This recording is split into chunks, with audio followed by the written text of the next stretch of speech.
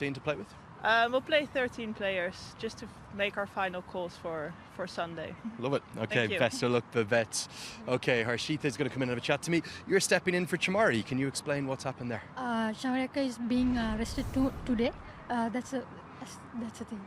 Brilliant performance against Pakistan 3 days ago. You're looking to build on that today. What are you hoping to achieve? Yeah, last match we did well. So we are looking forward to play good cricket in this match also.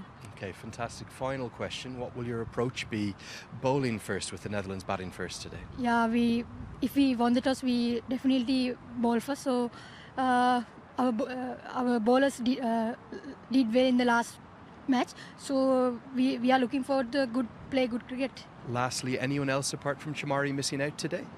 Our 14 players are playing today. Okay, beautiful. Thanks so much. Okay, that's going to wrap it up out here in the middle. Sun shining all of a sudden. It's beautiful. The Netherlands, they won the toss. They're going to bat first.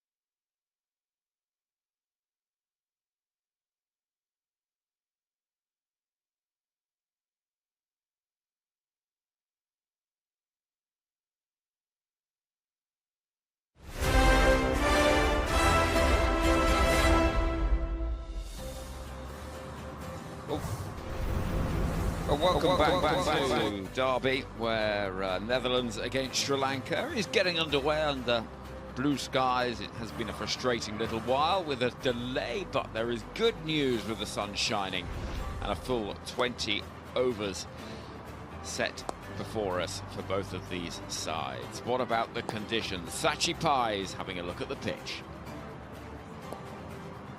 It's breezy and we are back in Barbados because let's take a look at this pitch here, Michael.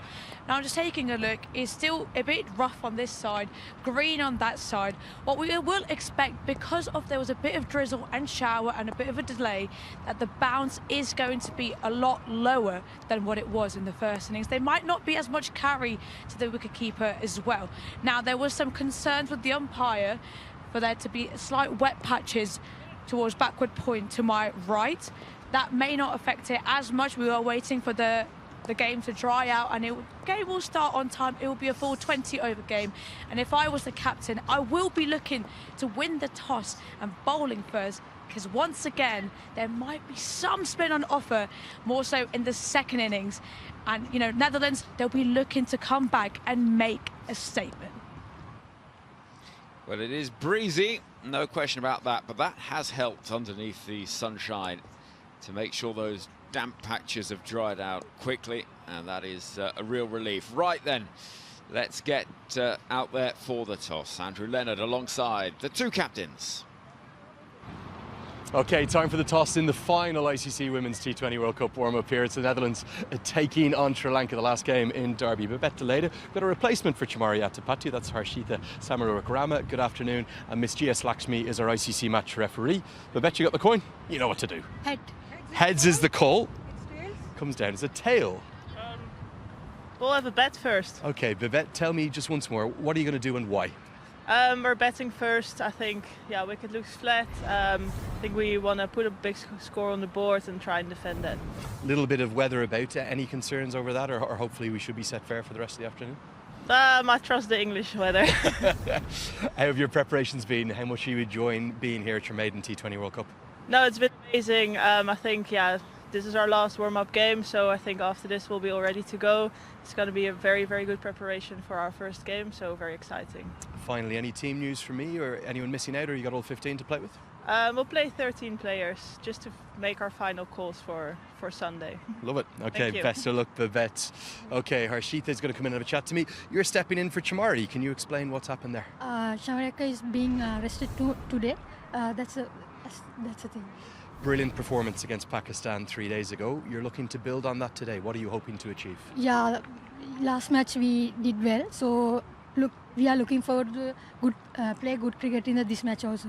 Okay, fantastic. Final question. What will your approach be bowling first with the Netherlands batting first today? Yeah, if we won the toss, we definitely bowl first. So our bowlers did well in the last match. So we are looking forward to play good cricket. Lastly, anyone else apart from Chamari missing out today? Our 14 players are playing today. Okay, beautiful. Thanks so much. Okay, that's going to wrap it up out here in the middle. Sun shining all of a sudden. It's beautiful. The Netherlands, they won the toss. They're going to bat first.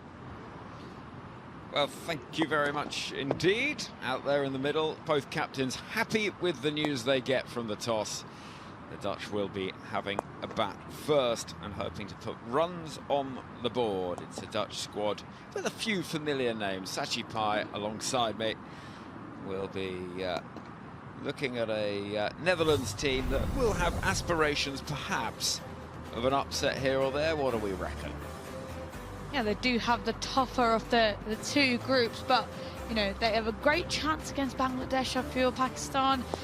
You never know. You just never know, because I do feel they do possess firepower. They have the good skills there. Even if it's their debut World Cup campaign, I believe that they have good experience with their squad. Now, what about Sri Lanka? No Chamari Atapattu today, but she's still leading from the front, explaining this surface. Look out for the kick off the pitch, she's saying. And I think it's an interesting move, that, from Sri Lanka, making sure they've got the opportunity for other players to dominate where possible. Her 94 in the last game completely transformed the match, and of course, in a very positive way, but it'll be interesting to see how they get on today, and we'll see them first up with the ball in hand. Their fixtures in this tournament, well, they're in a group that they will think, well, there's no reason why they can't progress from.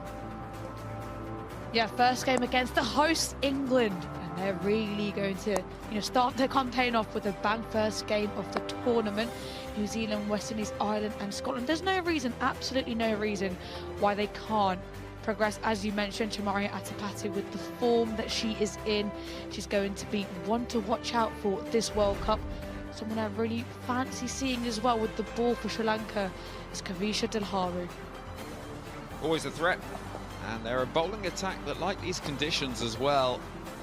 I mentioned that success they had in a T20 series a couple of years ago in September against England, and I have to say, Sri Lanka saw that as a real marquee series win. It just proved to them that they could beat World Cup winners. This, their 10th tournament in a row in T20 cricket. They are experienced campaigners, led brilliantly by Chamari Atapatu. Not playing today, but goodness, someone to have on the bench to be able to explain what to expect. She is absolutely the definition of the inspirational leader. Yeah, she's truly fantastic. And just taking a look at the visuals there, the way she's chatting to the youngsters, giving them advice of where to bowl, giving them words of encouragement, and it's just that cricketing knowledge.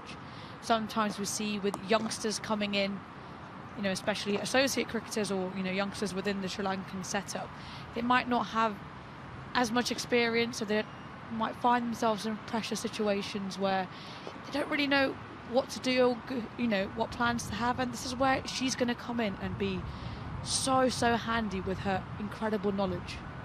It's that knowledge of conditions, match situations, and certainly that ability to I suppose turn around situations where matches get awkward, and that's about the habit of winning, isn't it? And we've seen from a Sri Lanka side when they have caused upsets, it can breed confidence. I remember 2020 in Australia, when a game at Perth, they got early wickets and really threatened Australia, that would have knocked them out of the tournament, having seen the hosts losing against India in their opener. But yeah, it's a Sri Lanka side, I think, that's got resilience, and they got a bit of toughness to them as well. This is a good thing to see, isn't it, Sachi? Umpires on their way after a little delay. 20 overs aside, though, still. What we also love to see is covers off in bright sunshine. It was a little bit no Barbados, and now we're back to usual, back to business as usual. Always looks like this in this part of the world. Never, ever a rainy day. And I think it's going to be a factor in the tournament, as it often is when cricket is played in this part of the world. It is, weather can play a part. You can hear the wind buffeting things. Derbyshire, a ground that hosted matches during the 2017 World Cup that England won in the 50-over format. Tournament opener was here when Smriti Mandana played a brilliant innings for India to shock the tournament hosts. And there'll be shocks aplenty in this tournament, I'm sure of it. I think the question is, Sachi, how long are we going to be describing some of the upsets as shocks? Oh, it's a tough question, that, Henry. Because it feels like the sides are getting closer and closer to me. Well, that just is so great for women's cricket and cricket in general, because it goes to show when the gap is getting closer for these associate nations to full member playing nations, that it's great for any young girls. There'll be so many young girls watching this tournament starting on Friday, probably watching them right now, and this is just inspiration for them to pick up that bat, go to their cricket club and start playing. When you see, you know, young girls on their screens who are also schooling, who are getting their education done, that actually it is possible for me to play a World Cup and be on someone else's TV screen. And that's the thing, isn't it, with this game being shown right around the world, and every game of the tournament as well, available to access and available to watch. And here come the sides. It's a breezy day. I got caught out in the rain earlier. I was doing important work, though, delivering cakes to the commentary team. I can reveal there was a banana bread, salted caramel brownies, and as I dashed through the hail and the thunder, I thought, you know, team player over here. Not all heroes wear capes to wear banana breads and salted caramel brownies on their hand, floating around the grounds of Derby. Not all heroes wear capes. True heroes bring cakes. As the old saying goes. Right then, Malky Madara is going to open the bowling.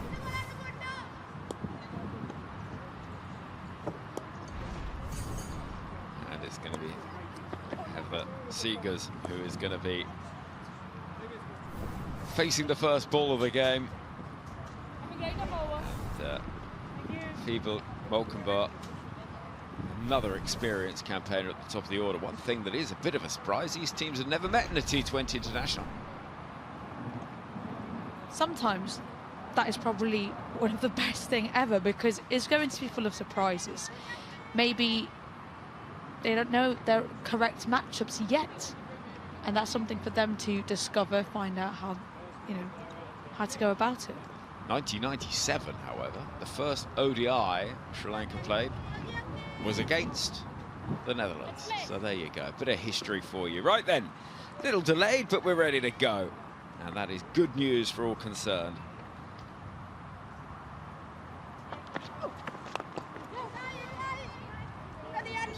Hit sweetly. See, this outfield is one to keep an eye on. Can be awkward. We saw plenty of that in the first game between Scotland and Pakistan. Just looking at that wet patch that we saw earlier, covered it with green sawdust. Camouflage at its best. You'll see that little pile of green sawdust by the bowlers as well.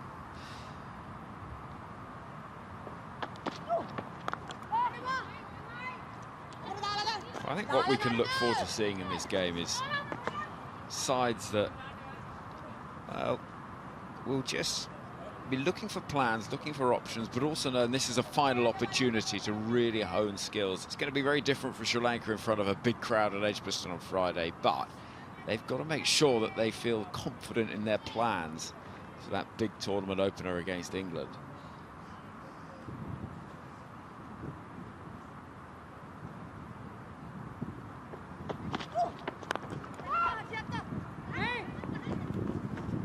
I'm sure they'll be pumped after a wicked opening ceremony, and I mean that in both ways, because we will be wicked at our opening ceremony. And how amazing is that? You know, young girls, young children coming to watch the game, and they're going to be well and truly entertained before the cricket, and then you have the grand show.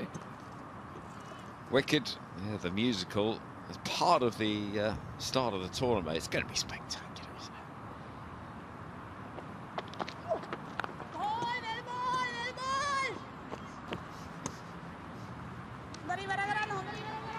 Good start with the ball, this. And Malky's someone who has very nice, smooth, repeatable action.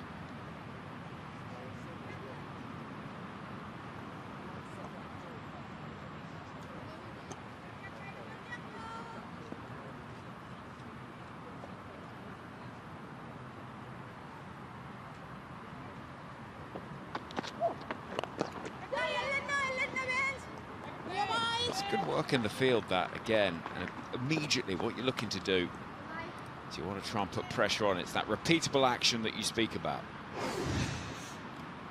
Yeah, lovely, strong front arm, brace front leg, high release, as you can see, very snappy as she approaches the crease, and that's exactly what you want to see in a fast bowler. One of the younger members of this Sri Lanka side, first T20 World Cup for her.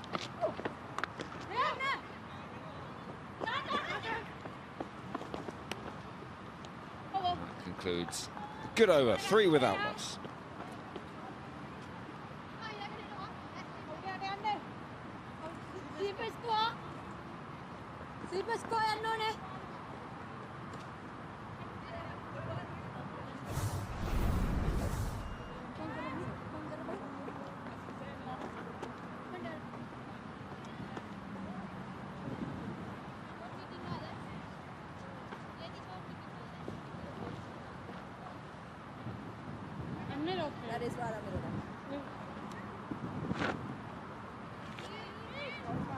So many places to watch the ICC Women's T20 World Cup, the biggest tournament of this format that we've seen. Wherever you might be, you will find it and be able to enjoy what should be a brilliant few weeks, I have to say.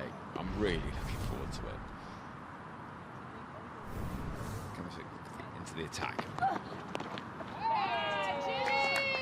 That's an excellent shot, that. How far has that gone? Heather Seegers is someone who doesn't wait around. She picked that up beautifully, straightening down the leg side. And lovely pickup of the bat of Heather Seegers. It was a little leg side-ish and just helped on its way, but it's a really positive shot for the first boundary of the innings.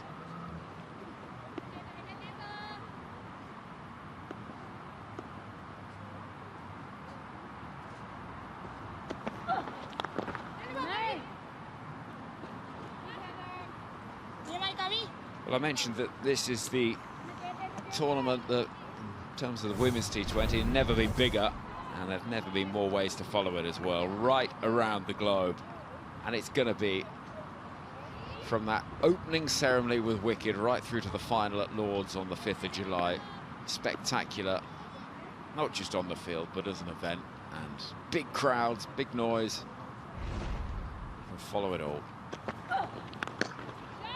Oh, big shot. What a hit that is.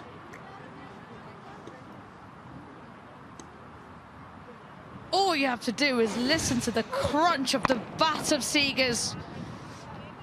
She swiveled that and pulls it away. What a shot. 2 boundaries in this over, 4.4. Well, pressure on the Sri Lanka bowler, and also see immediately who's going to be standing up in the field for Sri Lanka as a leader, as a tactician, with the absence of Chamari Atapattu. Samara Wickramer is leading the side today. What I will say is, for someone like a Seegers, having a deep cover, a deep square leg, means as a bowler, you're bowling both sides of the wicket. It's not quite as well timed, but an easy enough single taken. And Chamari Atapattu, who isn't playing today, scored 94 in the previous warm-up, but she will be there as a vital lieutenant. No question about it. Drinks break, she'll be out there. Cover fielder still out.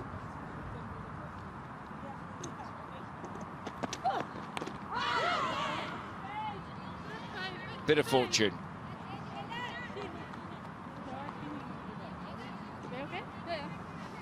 Oh, how close was that? Very, very unlucky. But you wouldn't mind that as a bowler. Just nipped in inside edge and misses everything. Valiant effort by the keeper.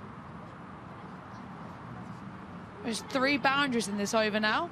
13 of 5 deliveries.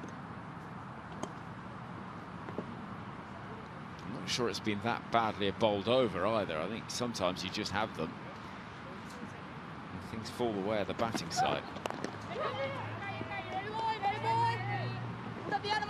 That'll be just 1 to finish the over. 16 without loss becomes 17 without loss.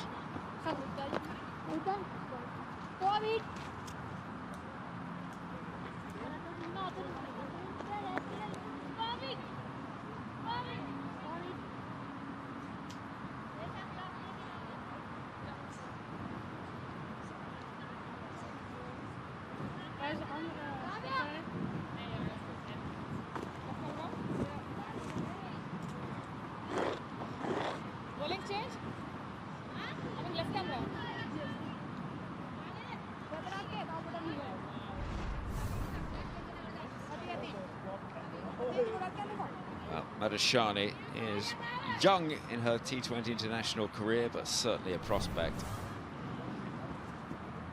As we see the wind blowing and spin into the attack.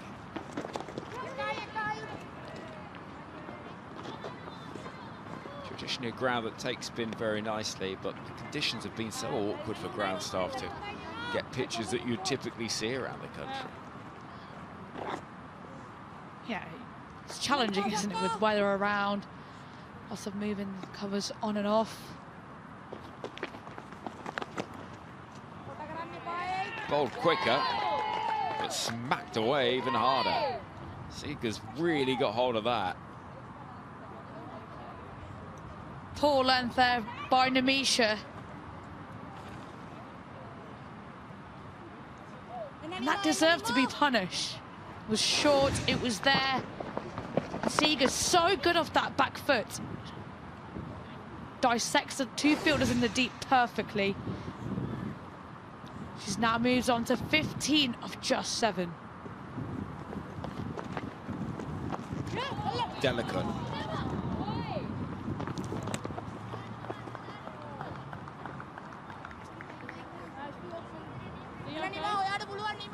It's the joy of T20 cricket and cricket in general, but in the white ball game, the power followed by just something a little more delicate. It's a better delivery. And that's what part of the fun of it, isn't it? There's so many different ways to find runs scored. You look at someone like Jamima Rodriguez for India, who's all about the touch and the running, and then you compare that with Harmanpreet Kaur when she gets going. Jemmy's so good at manoeuvring around the crease, asking all the questions, playing 360. Busy cricketer.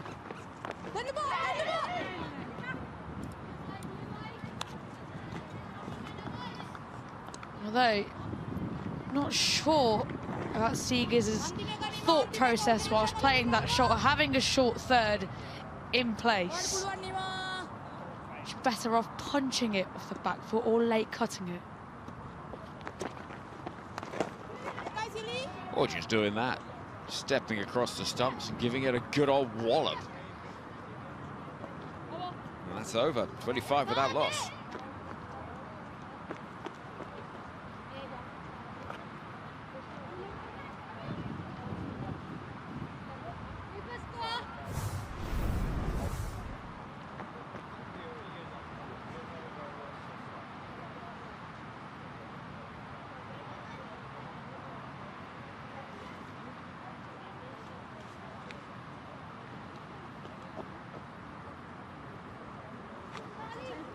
Good start from Seegers, this player of the match against Bangladesh in the tri-series that preceded this, with an excellent 50 and wickets. Useful all-rounder, but it's the power. You can put real pressure on a bowling unit in the power play if you can get through those awkward first overs. Listen to that noise off the bat. Crunch! What a shot! First ball of the over for Kavya Kavindi, pardon me. Heather Seegers is only dealing in boundaries. Short and gloriously punched off the back foot. That bat is sounding delightful. Goodness, it made a good noise. Well, that shot, an absolute gem.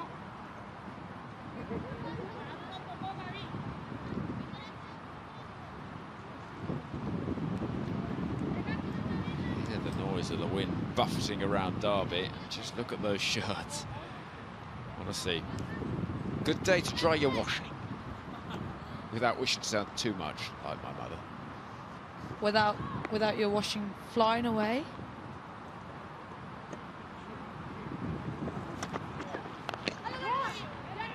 Another meaty hit to the leg side. I think that's probably got enough on it for 4.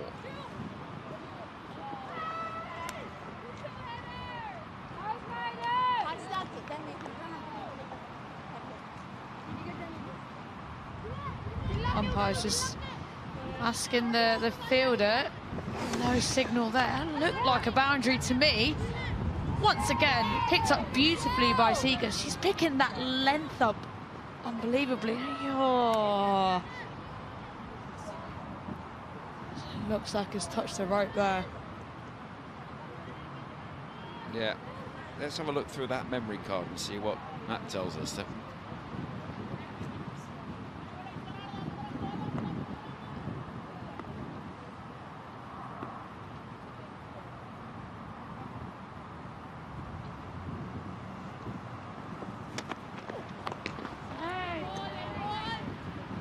Swings herself off her feet, but this is quietly becoming a very good start. Just feels Sri Lanka have been slightly off with their tactics to Seegers. Now this is a much better field with two fielders out onto the leg side at deep square and deep mid wicket, whereas before they had a deep cover and that was allowing Seegers to play that pickup shot beautifully and get in her boundaries.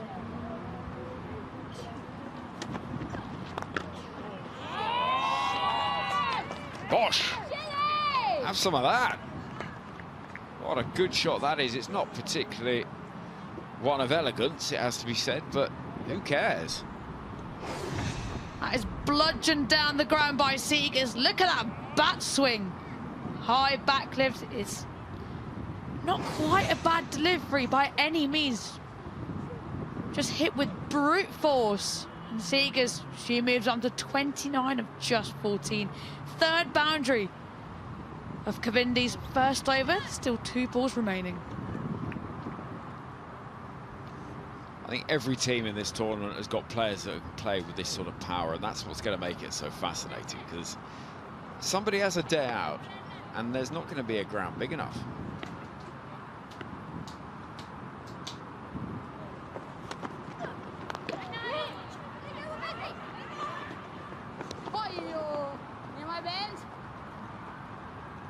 It was interesting just having a conversation with Chamari Atapatu pre-game, and you know, she's saying on this pitch it's all about length. There's not going to be as much bounce due to a bit of rain and weather around, and she found that with the pitch 4 days ago. So for these bowlers, it is really about getting it up there, maybe not going, you know, to that traditional 6 meter length, pushing it up there, keeping the stumps in play.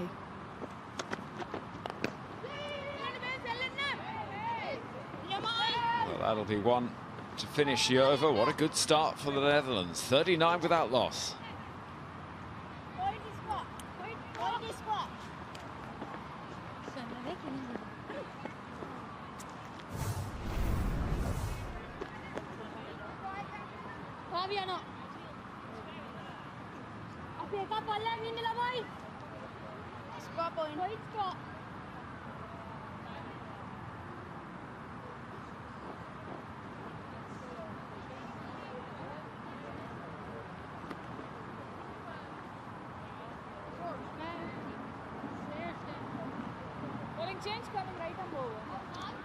So much cricket to look forward to.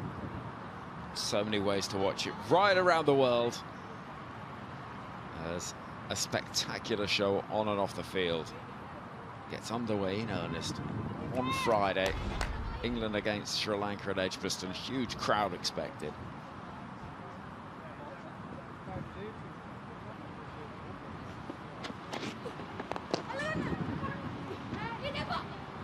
Drops just short. Now that action from Mitali might just remind you of another Sri Lankan fast bowler. Someone who has similar hair to me. Look at that.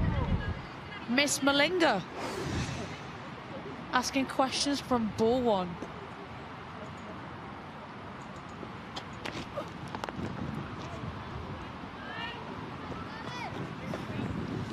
Well, talk us through this action then, Sachin.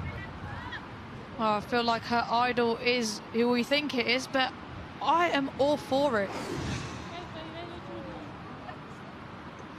Lasith Malinga's action at the time seemed extraordinary. Now you see more and more of it. It's a very effective weapon as long as you don't spray it well. And that's an effective shot in response. Perhaps a little over pitch. And Malcolm Bourke greedily accepts the invitation. Straying onto a pad, over pitch and whipped away. Look at those wrists go. Bang. Into the right, first boundary. Mullenboa. I do love this action by Mitali. Well, I just adore captains having the option to pick bowlers who can just do the unconventional. It's fun.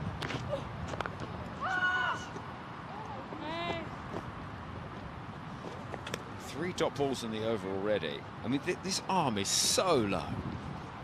So with that type of low, even her back foot there, if you can see, it's collapsing, and she's almost bowling it from umpire's belly button.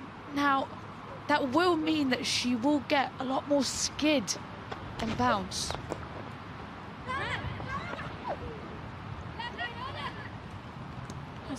To any young girls watching, you know, might think this is not your conventional stuff. You have to go with what works for you. Now, when you take a look at this side on, lovely back foot contact, look at that stride. She doesn't have that braced front leg that you normally see, but it works for her. And that's the beauty of it.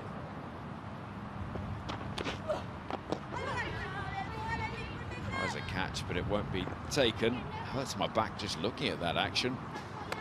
5 overs gone, changing commentary coming. 44 without loss.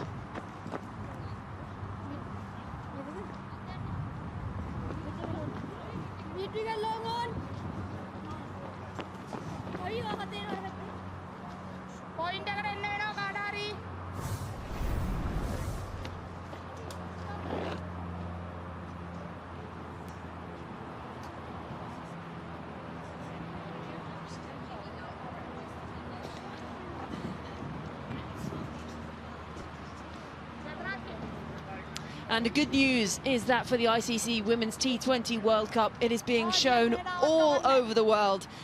You almost can't miss it. Everywhere, all different regions, all over the continent. So the opportunity to see the biggest ICC Women's T20 World Cup ever, with 12 teams in the competition. Changing bowler as Dasanayaka comes out to the middle of the left arm spinner. 95 matches under her belt.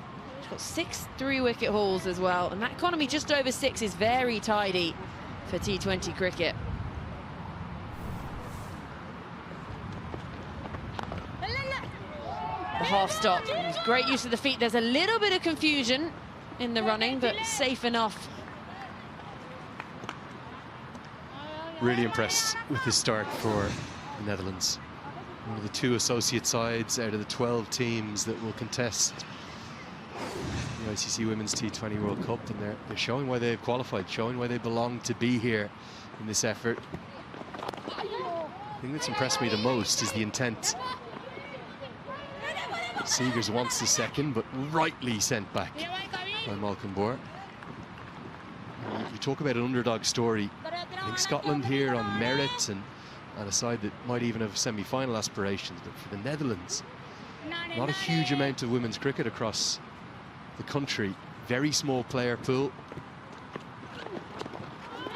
punching massively above their weights, and they'll be one of the great feel-good stories of the coming weeks. It was even just seeing when they qualified, wasn't it? They'd won those games, and then there was the rain, just all the images of them diving across the covers.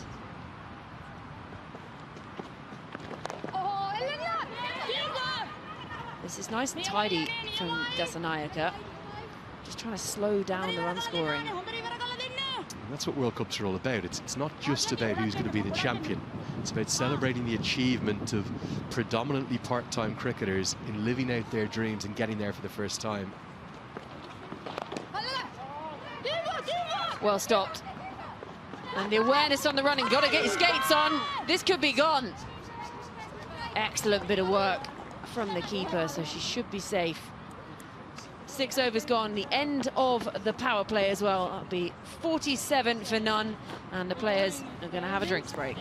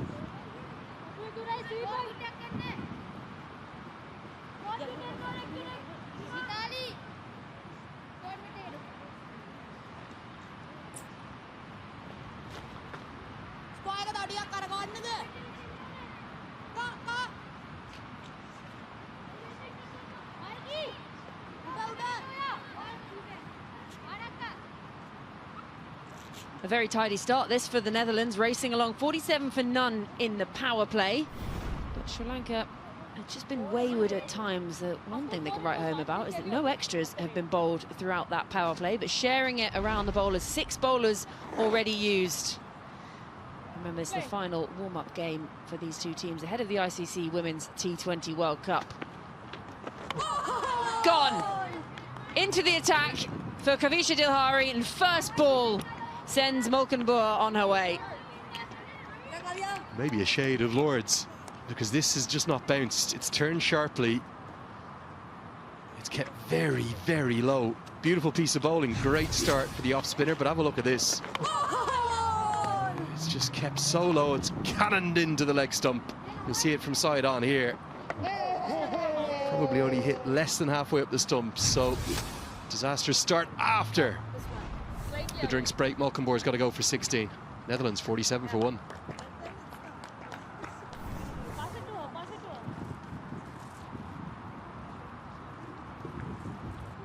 Thank you.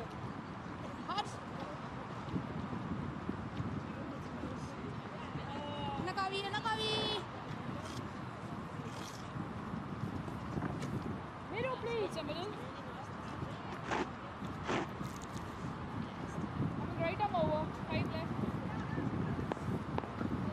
Esther Callis comes out to the middle. Kavisha striking straight away. Her first delivery of the day in the first ball after drinks breaks. So Seegers at the other end, 31 from 16. We do know that Esther Callis can hit a big ball.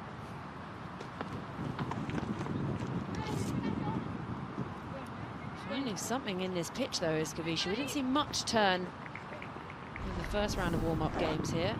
So Esther Callis, another stalwart of this Dutch side, 65 innings, averaging 35 and a half and striking up over 100.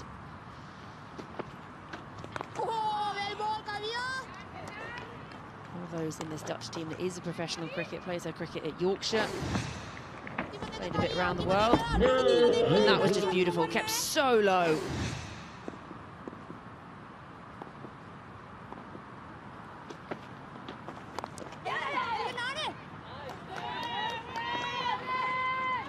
Come back for a second.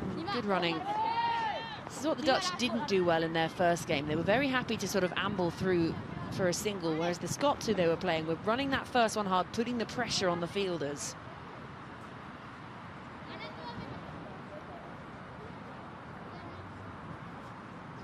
Interesting, this new role that she's assumed only in the last year, not opening the batting anymore like she did for the majority of her early career, Callis. That's a very tidy over. Wicket and just the 2 runs coming from it from Kavisha. 7 gone, 49 for 1.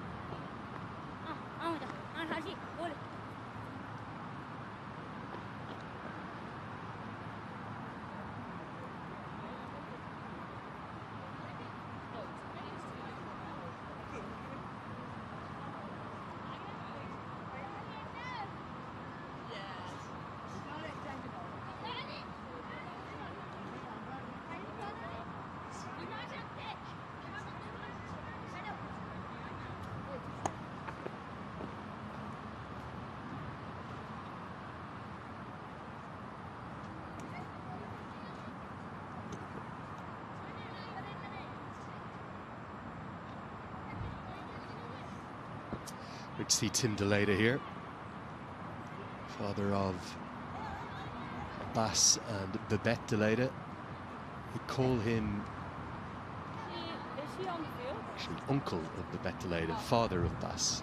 And there's a few nicknames that go around the Voorburg Cricket Club, not far from Den Haag there. We call him the king of Voorburg, and Bas has assumed the role as the prince, and I think Babette very much the princess there at the beautiful VCC. Wonderful cricket ground. Just helped on its way, too short and straying down that leg side. Brings up the 50 for the Netherlands. 50 for 1 in just over 7 overs.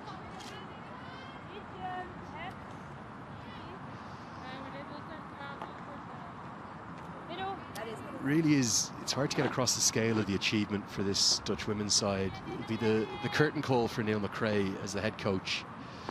Not in shot there. It'll be Pierre de Bruyn who takes over as the head coach in due course.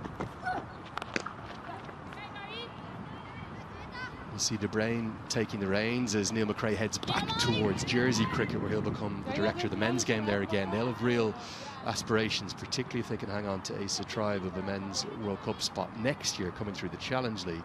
But for the women's game in the Netherlands, just 4 sides in the top class, the top division, playing 50 over cricket at the moment. And 2 of those actually merged sides. There is a pro series with 2 teams. Has to hold that shot and just wait.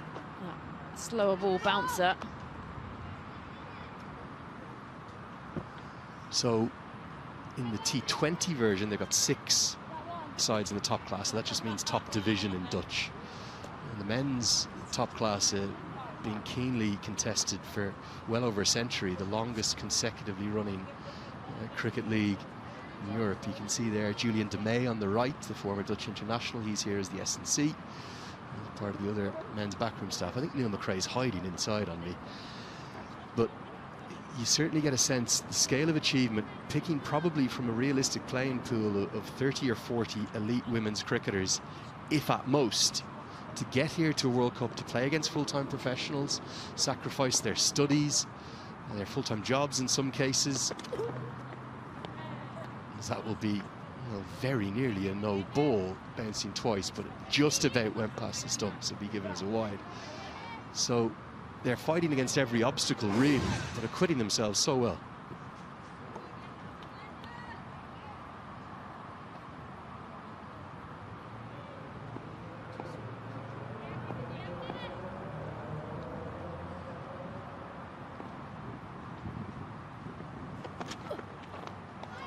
Oh, that is a hell of a delivery.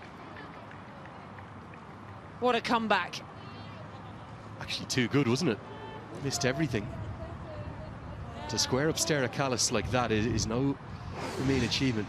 Vamukfi, fresh from her 4-wicket haul 3 days ago, has had a change of ends. It looks much more comfortable here from the racecourse end of the ground. Really good stuff, a lovely length. Callis just taking a little while to adjust and to get going. Has to get Seegers onto strike.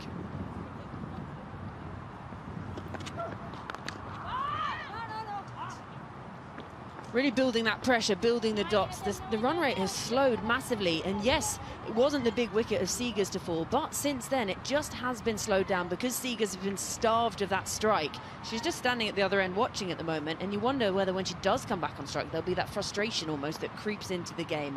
She's just got to play how she's played so far today and keep scoring those runs, because they are drying up now for the Netherlands. Through the gap. Callis will pick up her first boundary of the afternoon. 8 overs gone, 57 for 1.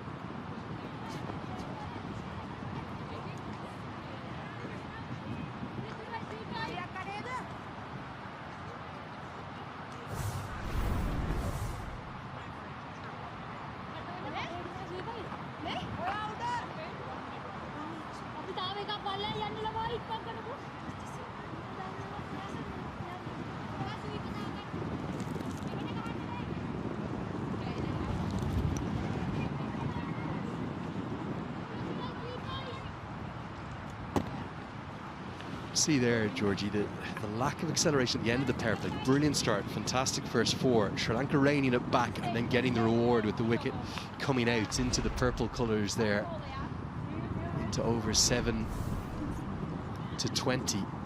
Sri Lanka certainly, we were told they would play 14 at the toss, as they're entitled to do. You can do whatever you want really in these warm-ups. All 15 players in the squad can do anything they want. But they're already going to turn to an 8th bowler, so Lakshika De Silva will be turned to here. Trying to do something a little bit different. There's the hesitation again from Seegers coming through for the run, but Callis was almost on top of her.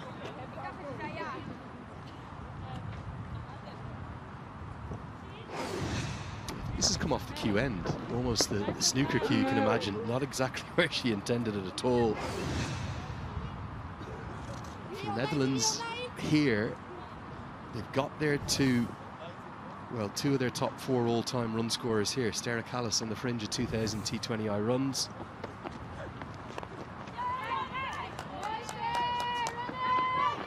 You can really see why with a stroke like that, can't you? Elegance and class through the offside. Heather Seegers and Callis, the only 2 in Dutch history to get a century in this format. Yeah, 2 heavy strikers of a cricket ball. Sterra Callis has played a lot of cricket around the world as well. Spent the winter over in Australia last year playing at Gordon in Sydney. Scored lots of runs there. There's a lot of good players who've spent some time playing grade cricket over there.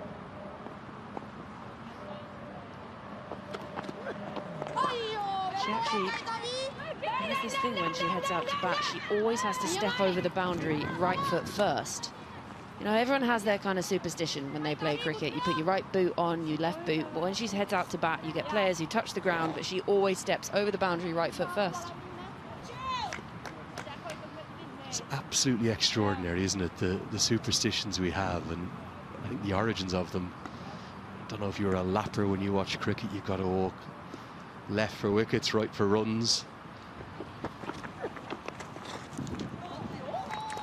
That's going to help the run scoring. Seegers back into the action and finding boundaries. There's an awful lot of hockey in this shot. There's a massive amount of hockey in the Netherlands, men's and women's, 2 of the best sides in the world. Look at this, well, short corner, eat your heart out, help it round the corner and get good reward. This has been an impressive innings from Seegers. She strikes at a higher rate than anyone else in Dutch colours in their history. Best part of 120. I think they're getting into a good position here.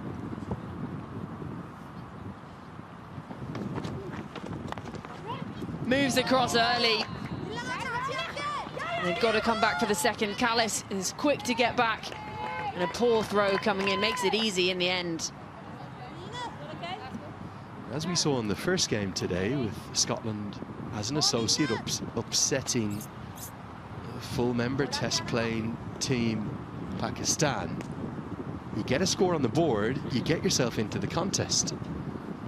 Yes, the acceleration from Catherine Bryce in the morning contest was exceptional. Netherlands might not be able to bank on that unless Callis really gets going.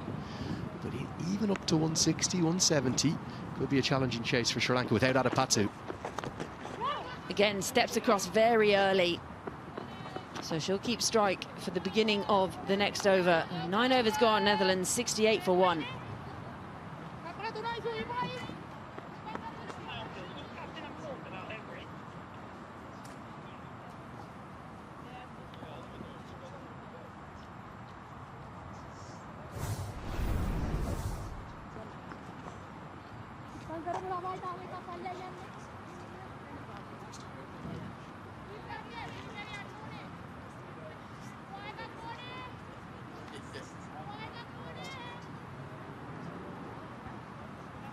So the Netherlands will open their campaign against a side they just beat for the first time in a tri-series heading into this tournament. Bangladesh, 14th of June at Edgbaston, and then India, Australia, South Africa and Pakistan.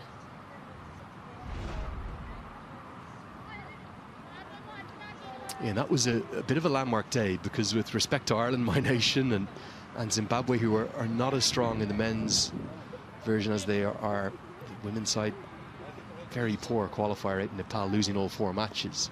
They've beaten Zimbabwe twice and they've beaten Ireland just once from 19 contests.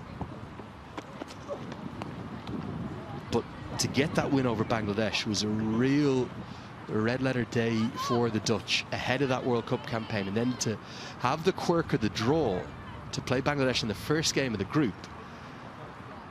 Any win in this World Cup for the Netherlands would be, well, in my opinion, like another side getting to a semi-final or a final. It'd be a huge achievement.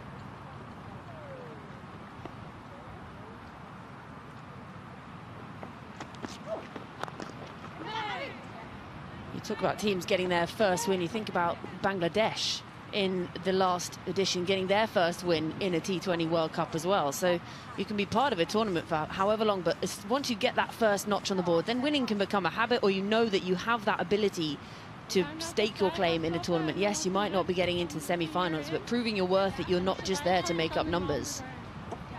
I think that's such a good point, because everyone has different levels of what success is and what achievement will look like at this tournament coming up.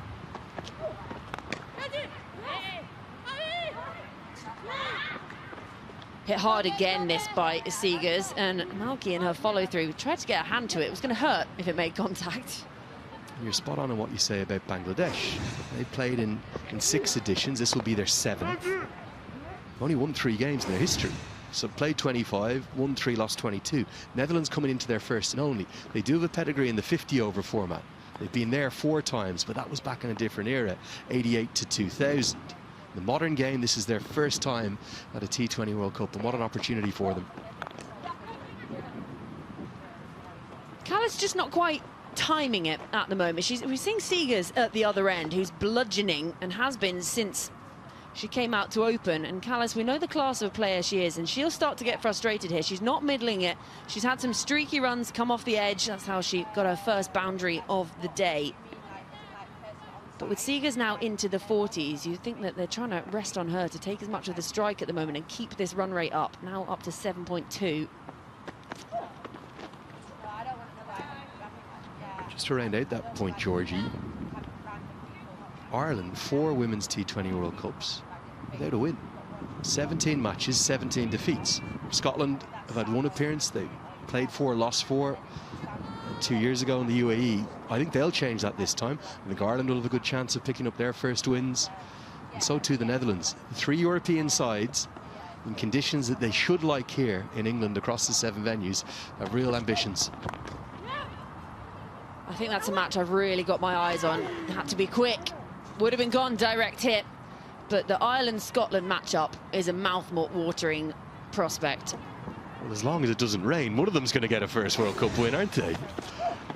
Whatever happens there. I think she might have just squeezed home. Was going to be very close. Direct hit would have made it interesting. Seegers really had to get going.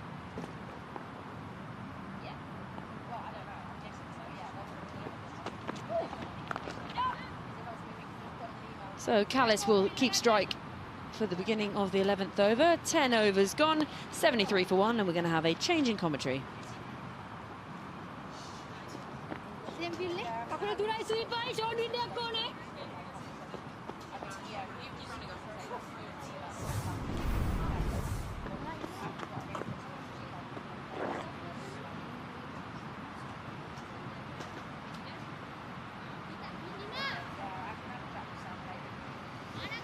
Oh, what a good start this has been for the Netherlands. 73 for 1 after 10 overs. Led by Seegers, who is flying.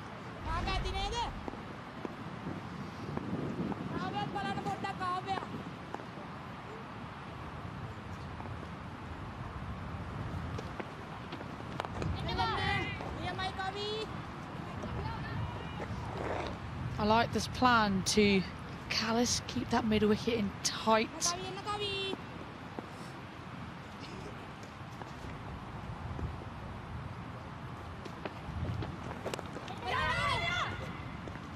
a good stop. Well, you might notice in the bowler's arm, there's a little flash of white, little bracelet. It's a little distracting, perhaps.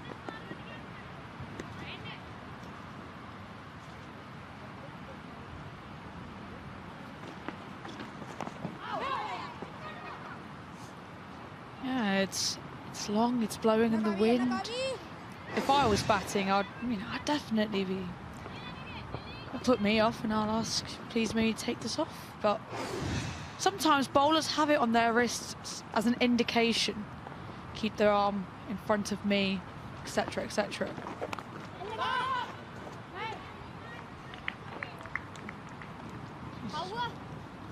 I'll be very interested to know what it's about. I mean, the answer presumably is blowing in the wind.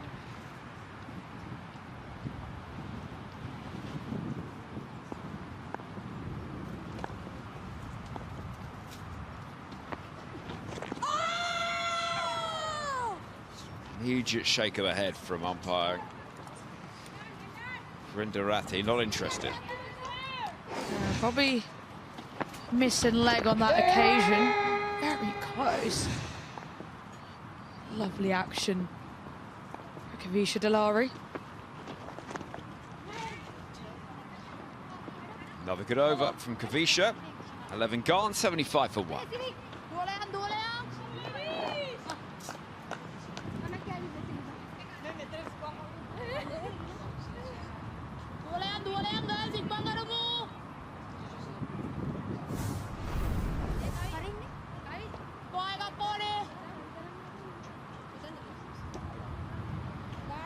Wherever you are in the world,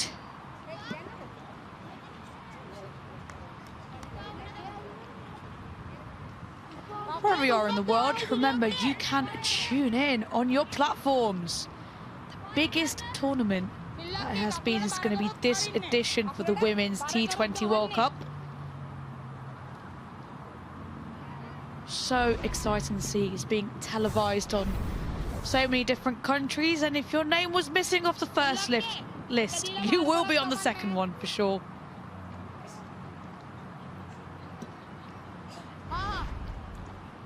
There'll be people watching from North Pole to South.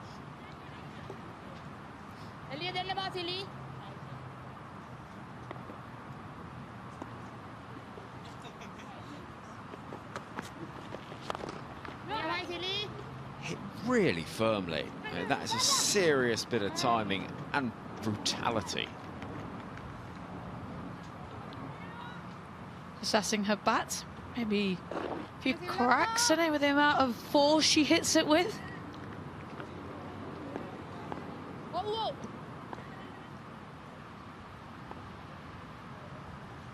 It sounds and looks very good.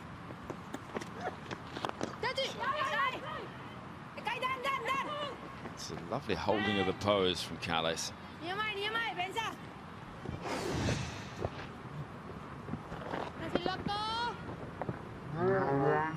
A very expansive swing you can see there from Seegers.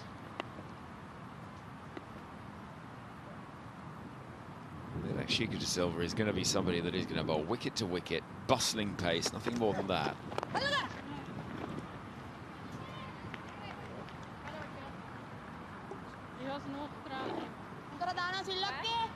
45 of 29 deliveries in a blistering innings. 7 fours, no sixes yet, striking at 155. So far, perfect innings really from an opener. Can she push on?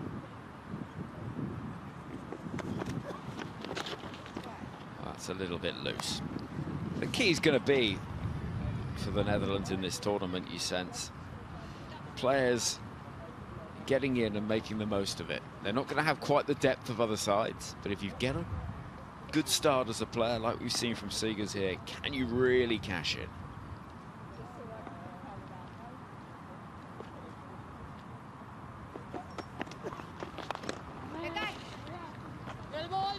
Yeah, exactly that. Someone, Netherlands, and the experience that Seegers has, you know, if she's got 46 now, she would like to see it through to the end. You want her to be there during the death overs to really kick on. Projected score, if they get 150, that feels like a good time. Oh, that feels like a good shot. Oh, classical. Crunched away from Ster Callis.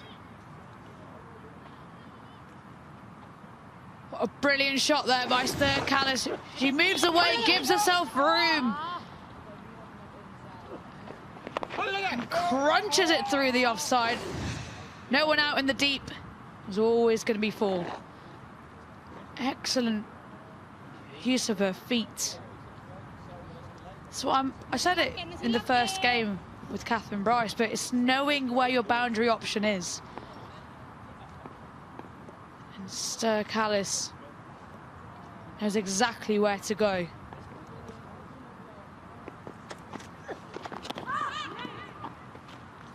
That'll be wide. Callis, somebody who has Dutch leading T20 international run scorer, you just get the sense she does like the conditions. She's been playing domestic cricket over in this part of the world for a long time now, over 6 years, and it's just that ability to know the surfaces, know the angles. She's played some knock here, settling in. And there's a fumble.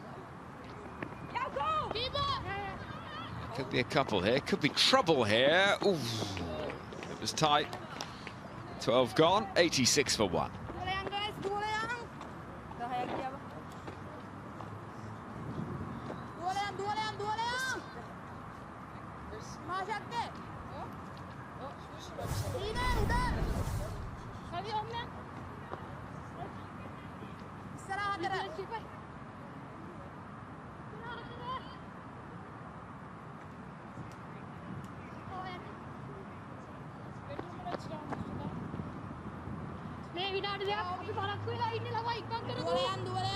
I say some innings so far from Callis. Reason being is it's offering that stability and support, knowing when to push the second run, putting away the bad deliveries. No, it's not been a strike rate that's going to do anything too dramatic, but it's been effective and such a useful foil for the aggressor at the other end.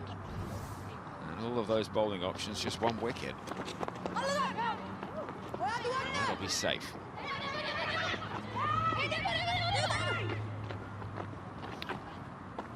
It's about 5 fielders converging at once there. Thought about the second and sensibly decided against it. This could be a good matchup here. Mr. Callis, someone who has a very high back lift.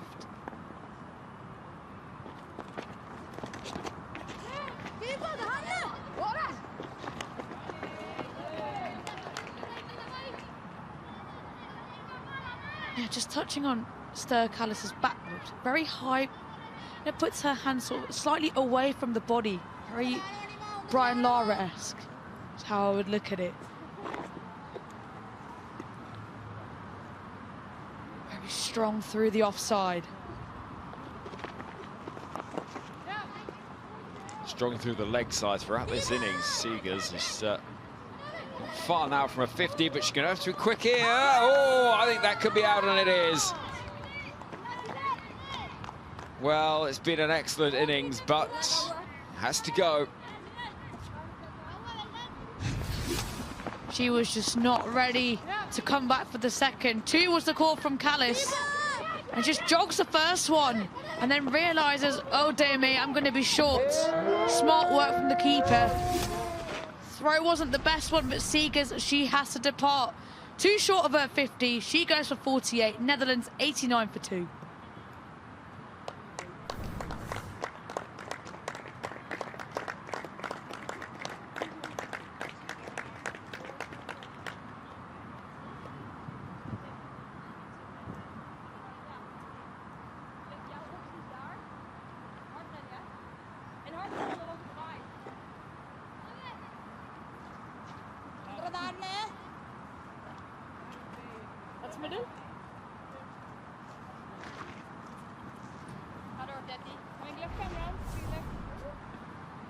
Well, here comes the skipper. How about Deleda? Vastly experienced.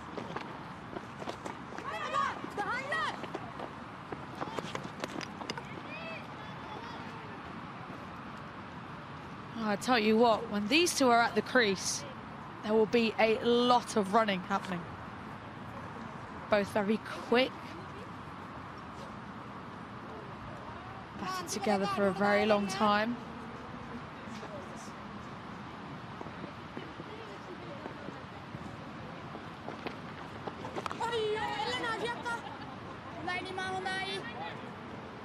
Deleda, captain, keeper,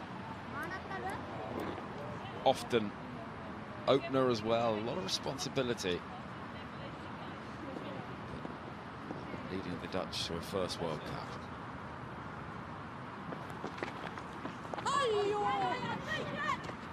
It's very nicely played. Has it got enough on it? Not quite.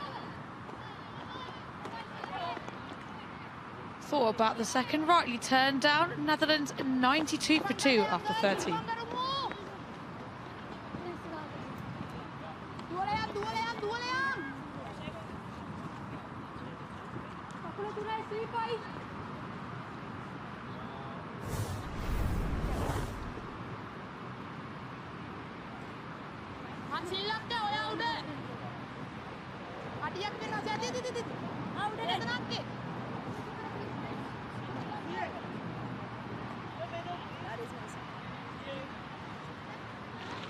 Question is, can Esther Callis now be the aggressor? She's been out there, knows the conditions, has played a couple of nice shots.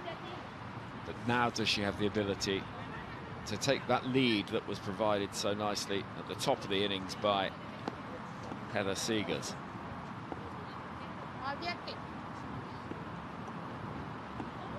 Should be aiming for anywhere between 150 and 160 at least.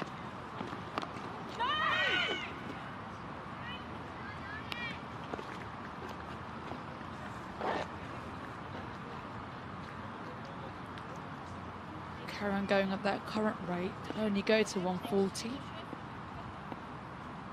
Should be touching the 160 mark. How's that missed everything? That almost rolled along the ground. Did know there was going to be less bounce today, and that's just a clear indication.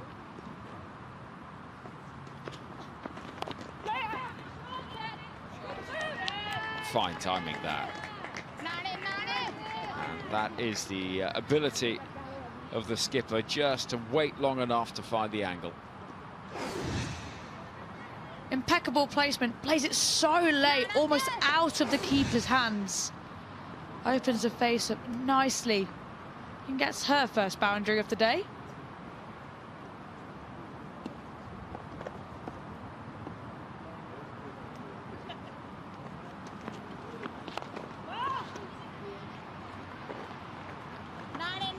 Still a chilly day out there. You can see the breeze. Any clouds that roll in come quickly, go quickly.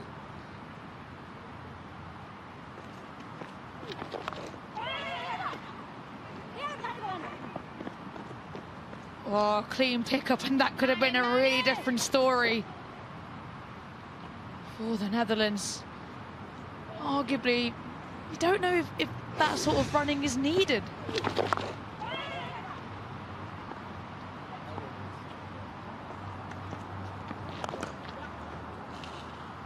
Standing and delivering at the end of the over with a single down the ground, 6 from the over. 14 gone, 98 for 2, and that'll be drinks.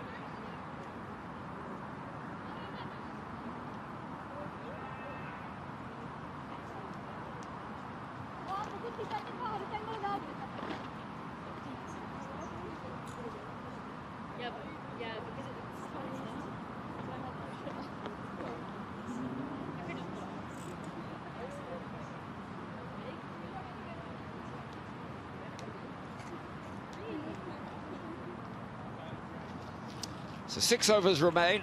How many runs can Netherlands put on? Much will depend on this partnership. There's plenty of options with the ball for Sri Lanka.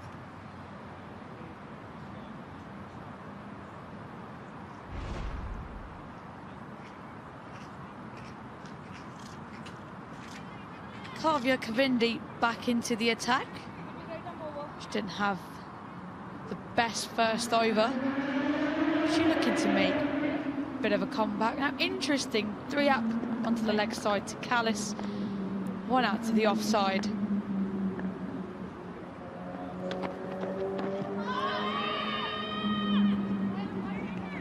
Little leg side-ish. That's the reason why Brinda Rathy says no. They were quite convinced.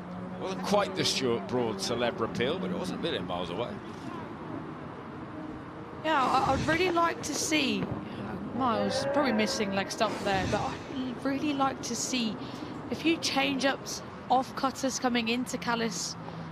She has that massive backlift, but there is gap between her bat and pad. Goodness, what a good shot that is. A free swing of the bat and 4 runs to bring up the Dutch 100. What a cracking shot by Callis that was. Take a look at this.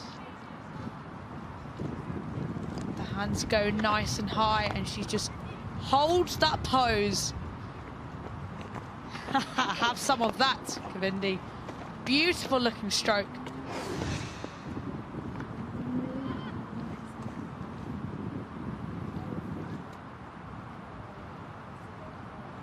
Arguably the best shot we've seen today, and we've seen some good ones.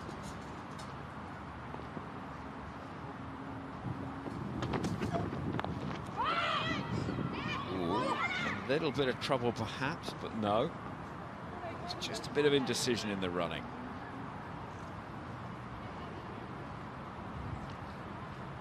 Yeah, well, I'd probably, as I mentioned, like to see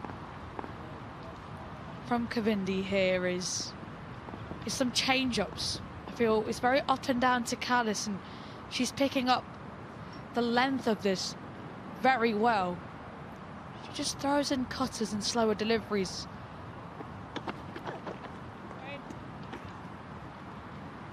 That'll be 1 more onto the total. Let's see that shot again.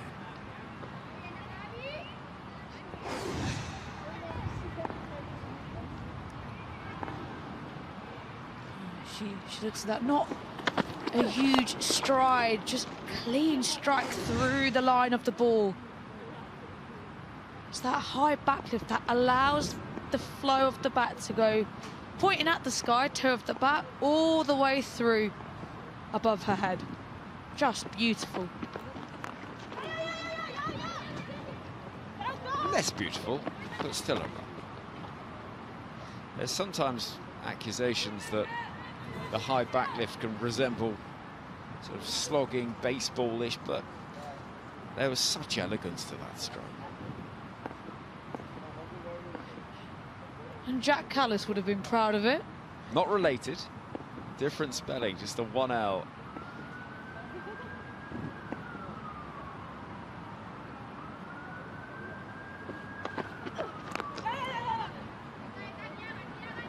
That's good running because it's just drop and run, keep the pressure on the fielders. One thing bowlers, I'd say, listen to all the bowlers, especially seamers. When you bowl into Callis, she has a rather large gap between bat and pad. Balls coming in, cutters, off cutters especially, could be a way to get her dismissal. Well, that'll be 1 more up towards long on. 15 gone. We'll have a commentary change here with the score at 106 for 2.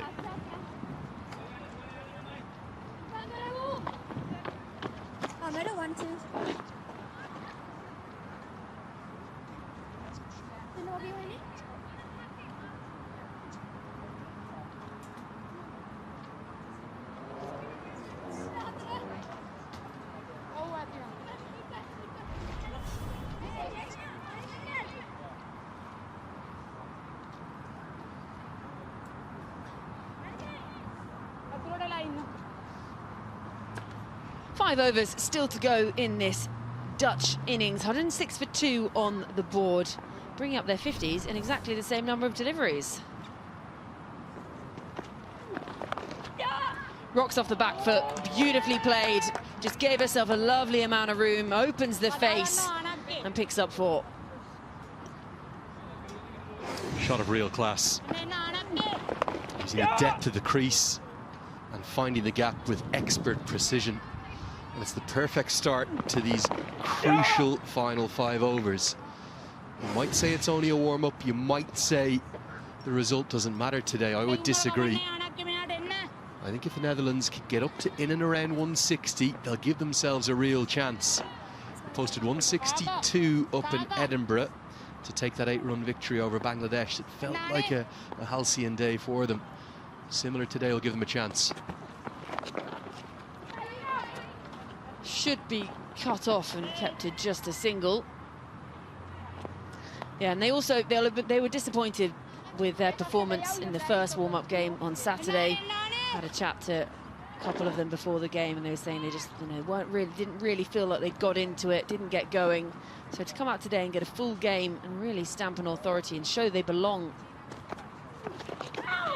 in this tournament would be crucial for them, taking that momentum and that positivity into the full tournament. And there's no doubt there's the Chamari Atsapatu factor. Sri Lanka rely so heavily upon the elegant and powerful left-hander for runs at the top of the order. She's not playing. She's not part of the 14 Sri Lanka will use today. Well stopped. Really good work. That's a beautiful looking stroke off the bat, but just picks out the fielder. This is a beautiful shot and a great piece of fielding. Callis has got it right out of the middle. Fantastic diving effort at cover to save 3 runs.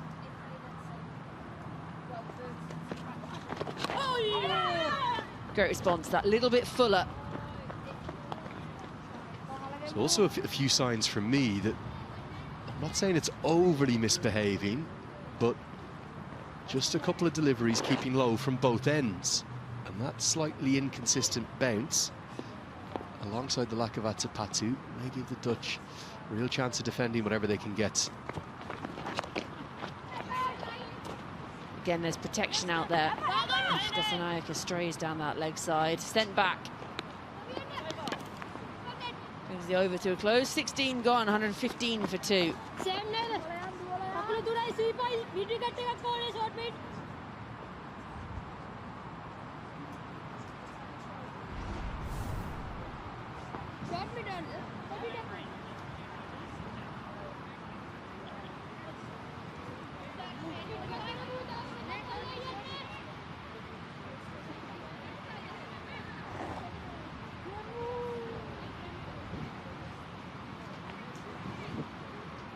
So continue at this rate, the Dutch get themselves to 144, but as you say, Lenny, they'll be looking to push to that 150 mark and see if they can really push on to there, show that they've got that ability to score those runs.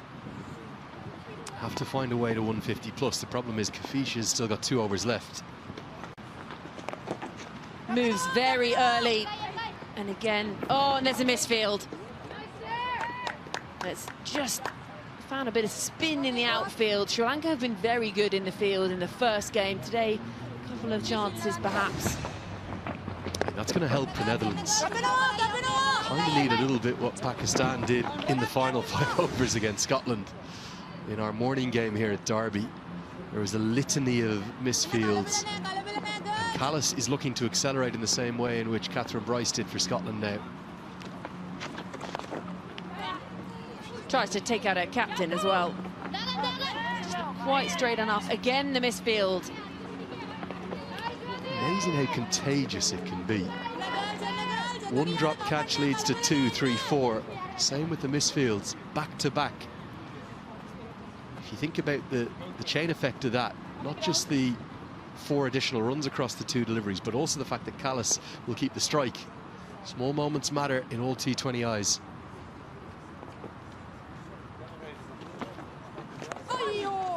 Gets down, sweeping. Very tentative. Down almost in the long barrier position. Despite the beautiful sunshine, we do have another drizzle of rain. Thanks to our team of Getty photographers getting the great images. Very busy down there. Gets the body behind.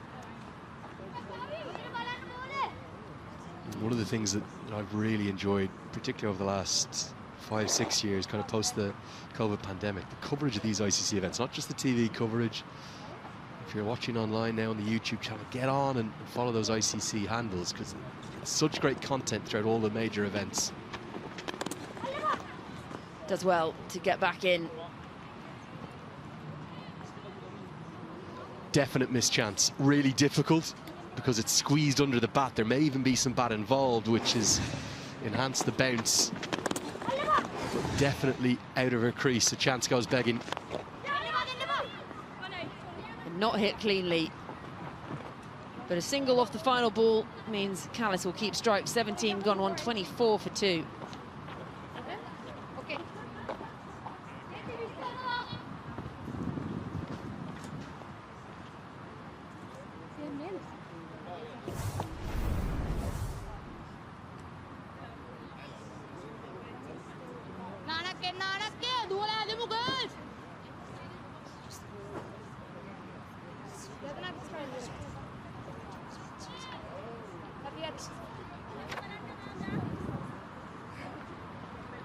Sharing it around among the Sri Lankan bowlers, all getting an opportunity as we head into the main ICC Women's T20 World Cup. This will be Dasanayaka's final over of the day. Yeah, and I think for Jamie Siddons, I had a decent chat to the former Tasmanian and Australian international. He's got the one cap. He's the head coach for the Sri Lanka women's side. He's spoken to me before play and explained that the big thing today for them is key preparation for everyone outside of Atsapatu. They know what Atsapatu will offer. She's got double the number of T20I runs to anyone else in the squad. So we wanted to see the rest of the batting unit and then a real in-depth test for the bowling unit. It's actually exactly what he's getting. I think he'd be really pleased whatever the outcome today. Aerial again from Deleda. And really good work, scampering back for that second.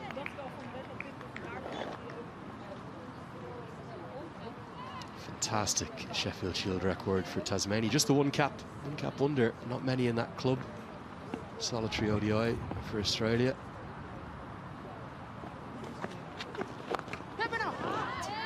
Beautiful looking shot. Maybe not hit as cleanly as she anticipated, but she'll take 4 either way. Promise you, there's more than a shade of Uncle Tim who's watching on here in this stroke, yielding a very long handle. And the hockey skills of the 26-year-old, the captain, gets it up and over the offside. Crucial boundary, they need more of those. Excellent bit of work. Sri Lanka at times have been scintillating in the field, and then at times it's been a completely opposite end of the spectrum. And it's the stand-in captain, today's captain, Harshita Samarawickrama, who shows her teammates how it should be done. 3 runs saved. Very important stop, that one, you sense. Every run going to count here. Netherlands definitely putting it up to Sri Lanka. Round the legs, gone. Looking to hoik it on the leg side. Callis won't make her half century. And Dasanayaka strikes. It shows the value of that stop. That wicket in many ways belongs to Samarawickrama as much as Dasanayaka. Gets the dive in, gets the new batter on strike. Callis tries to exploit the field and get it up and over the head of short fine leg, but again a lack of bounce has seen pay to the latest wicket. Callis goes for a very well played 45. It's 132 for 3.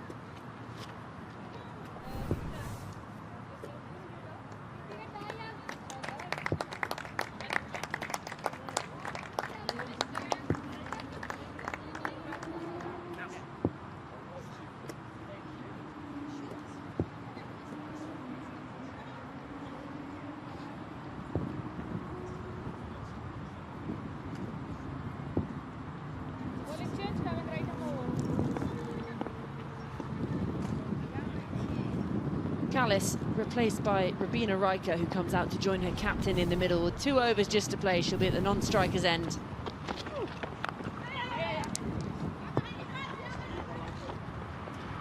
Crucial couple of deliveries that closed out that previous over.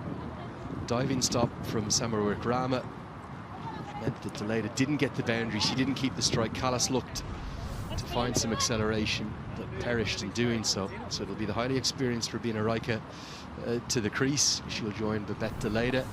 Only got 11 balls to work with, and the kind of surge has never really come for the Netherlands. Might get up to 150, but will that be enough? As the keeper calls for the helmet. It's Lithianga. She's going to stand up to the stumps and try and keep Riker back in the crease. 3 set deep on the leg side. There's a single anywhere that the Netherlands want there. They might be able to push 2s as well. Big appeal. Umpire remains unmoved. Perhaps a little bit of bat. Just heard 2 noises in my ear here, Georgie. Was it pad? Was there bat involved? If there's no bat, I tell you, that's probably crashing into leg stump. But Riker gets a decision going in her favour from her first delivery. She's just trying to bunt it into the leg side, get one, get Deleda onto strike.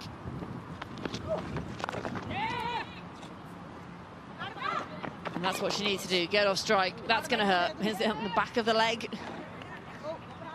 Does it hit her bat?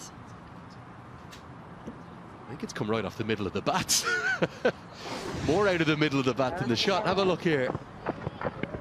Yep, straight off the bat. Cost any chance of some overthrows. No damage done, luckily. Blade more than intact. So dealing in singles for now, this Dutch side, but it's not what they want. If they were trying to push towards that 150, it's becoming an uphill task, unable to find these boundaries. I think what we're seeing here is a great example of the learning and the evolution. And batting is always the most difficult art to master. In the air, chance taken. Really good work. Sri Lanka hold their catches. It's Dasanayaka. Now, just hold on just one moment. I'm not sure that Rabina Riker understood exactly what had happened. I think she was sprinting so hard looking for the second, she didn't realise the catch had been held.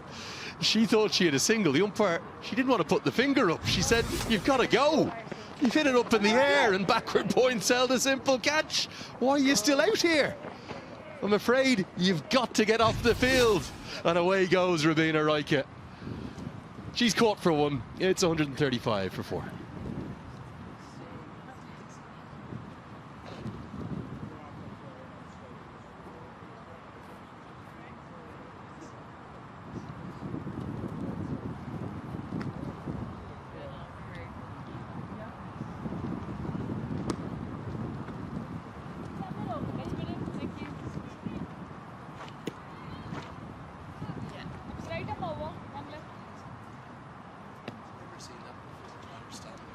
Sanya Khurana comes out to the middle after a little bit of confusion following that wicket.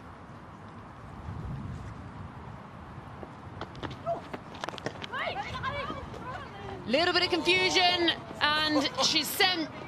Her captain says, right, you get running, sacrifice yourself, I'm going to stay out here.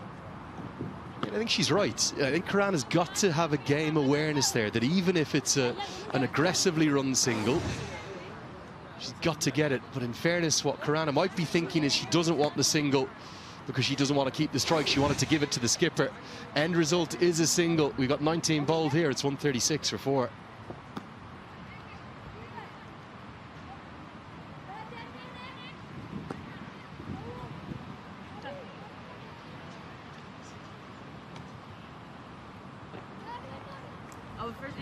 So just 1 over left here for the Netherlands. That's the state of play. Khurana off the mark. She could have easily been run out. And it'll be Mukthi to bowl the 20th and final. Great facility here at the racecourse ground, the county ground in Derby. Historic venue, hosts a lot of women's international cricket. One of our 3 warm-up venues alongside Loughborough and Cardiff for the main ICC Women's T20 World Cup. All the momentum has been stifled for the Netherlands. Can they get 14 off the final over? Georgia to get up to 150. That's got to be the minimum of their ambitions.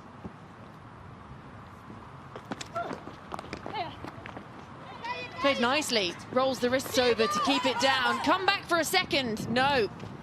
Deleda, captain, saying, I'm taking the strike here.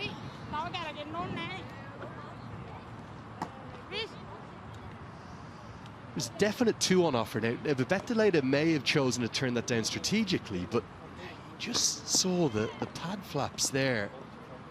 I think maybe size too big for me, and real issues getting back for the second there. But actually, from a tactical point of view, the Dutch may well have wanted their captain on strike. And this goes aerial. It's going to land safe. And they've got to come back for the second here. Just get your head down and go. Made it. The only entirely amateur side in the entire competition. All 12 sides, 11 of them, if not fully professional. In 10 of the sides' cases, Scotland part-time professional, depending upon their Cricket Scotland contracts, and then UK county deals. Netherlands really fighting so well here. Gonna land safe. She's ridden the bounce nicely. Again, gonna come back for that second. The importance of pushing those 1s into 2s. The last 2 deliveries could have been 2 runs, and now it's 4. Yeah, Babette Deleda has played really nicely. 24 for her off 18. The score now 141 for 4 in the 20th and final. Just 3 deliveries left. 2 boundaries and a single. Get them up to that 150 marker. I don't think it's above par, Georgie. I'm not saying that. But get the runs on the board. Get yourself into the mix. Change in the field. Deep third comes up into the circle. Long on goes out. All 3 fielders in front of square on the leg side now in the deep. There's 2s everywhere in there. Gives herself room, stepping into that leg side, and good running as well. Very early call, backing up a long way down. Here's Karana. Just wonder, can she find one out of the middle? Yeah, but you've got to remember there, you don't want that length of flap coming out, so you've got to almost kind of fold it in half and then get the Velcro in. Something for Karana to look at with the coaching team. 2 deliveries left, 142 for 4 the score. And again, goes for the run. It's a race between bowler and batter. Bowler wins, and it's gone. Had to run.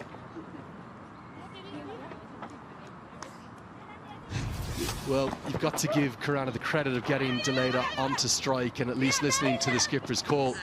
Maybe not the greatest piece of work from the keeper, because she maybe could have run Babette Deleda out at the striker's end, but instead Karana, she's going to be run out for 2, and with just 1 delivery left after this one, the Netherlands 142 for 5.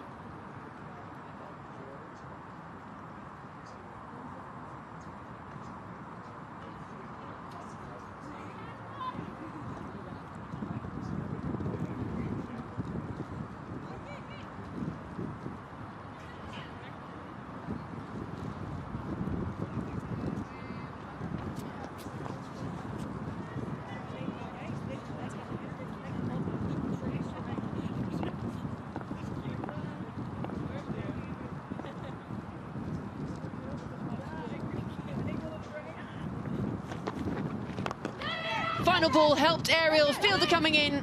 Won't cut it off. Going back for the second. Got to get running. Gets her skates on, but they're not sharp enough. She won't get there, but had to come back. Yeah, it was Frederique Overdyke who came in for the 120th and final delivery of the innings, but she was just at the non-striker's end. She called her captain back, understandably. It'll just be a single for Deleda and then run out, looking for an unlikely second. The Netherlands not quite getting the momentum going that they would have hoped in the final 5 overs. They'll have to be satisfied with the 20 over total of 143 for 6. They will get the single from that final delivery, but they won't get any more than that. I think they're probably a little bit short of where they would like to be. Sadly, the last 3 overs, no real momentum at all being picked up for the Netherlands. Just 19 runs coming off the last 3, and that surge just never came. So it'll be a target for Sri Lanka of 144, and they'll quite fancy their chances of making it 2 from 2 in the warm-ups and building up perfectly for the main event. I think also this is a real opportunity for Sri Lankan batters to put up their hand without Chamari up the top and say, right, there's a target on here that we back ourselves to chase.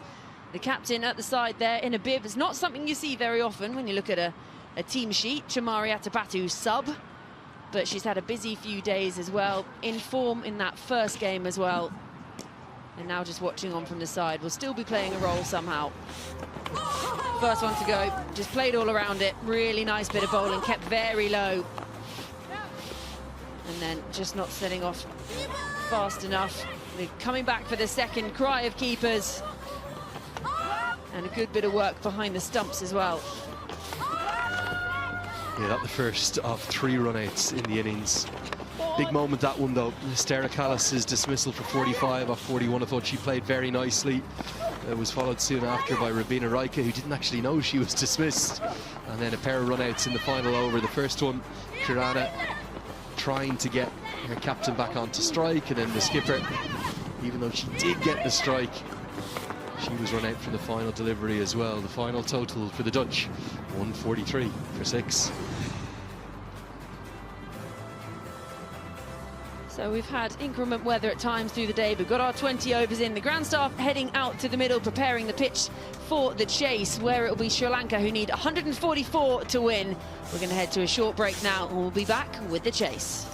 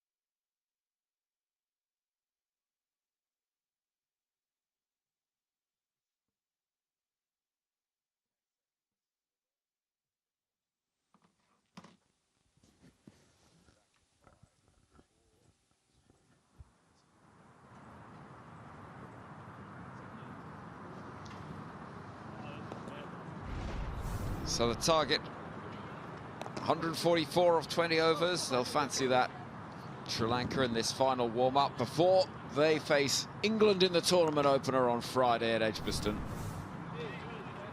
The pitch, which has had some variable bounce. It'll be interesting to see how it plays at Edgbaston, where they do have those hybrid pitches knotted together with a little bit of artificial turf. It keeps them together longer, truer bounce for longer.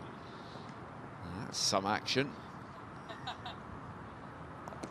Lanka with a delivery style that I don't think I've seen in many coaching manuals. She gets a lot of bounce, does Lanka, especially on those artificial turf wickets, which is what the Dutch are used to. So on a wicket like this, she does have to bear it in mind to go a bit fuller, I'd say. But it's a very interesting action. A lot of topspin is what you do get from Lanka. Right then, let's have a look how that innings played out. Here are the wickets that fell. That one, as we mentioned, the pitch, good luck. Well, it was a good innings from Seegers, but just not getting there quick enough, having jogged that first one. And when we talk about moments in the game, I really feel that Dutch would look back, as that was a crucial one, followed by Callis. And this one, just looking to get her skates on and just loose shot. She lost the shape.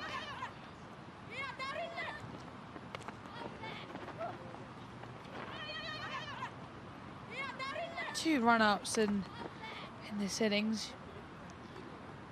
Just something, you know, little things that they would want to sort out going into the tournament.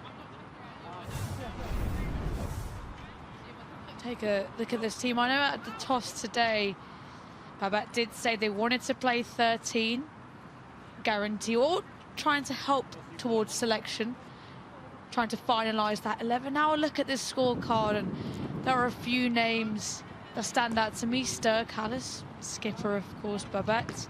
Silver Seegers, the sister act, Heather. Didn't have a convincing first warm-up game, but she came strong in this match. Gave the Dutch a good start of 48 of 32 deliveries. Brilliant striking of 150. And Iris Zwilling. Someone I want to touch on is Zwilling as well, because she's very handy with the bat lower down the order. Opens the bowling. Nice zit.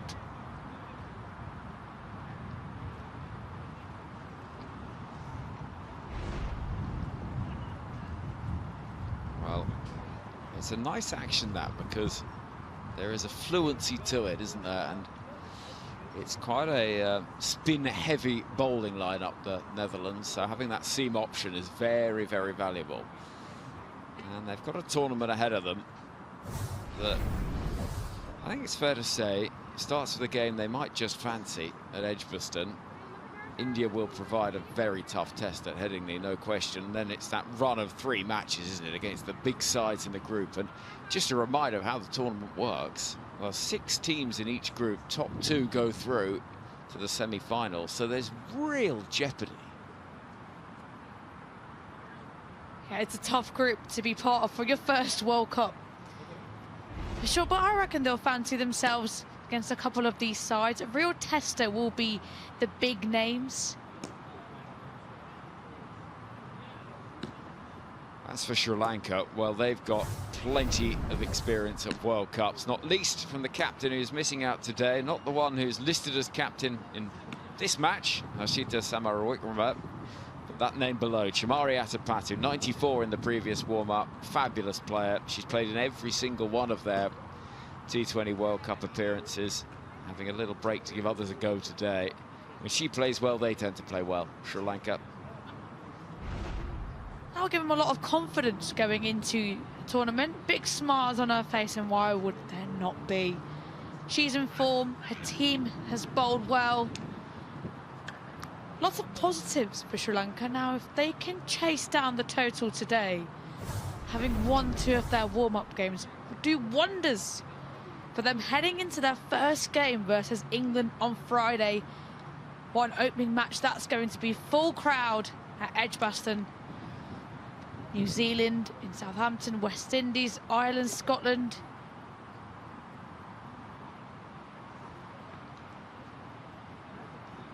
What you get with Sri Lanka is a side that have got experience of winning as well.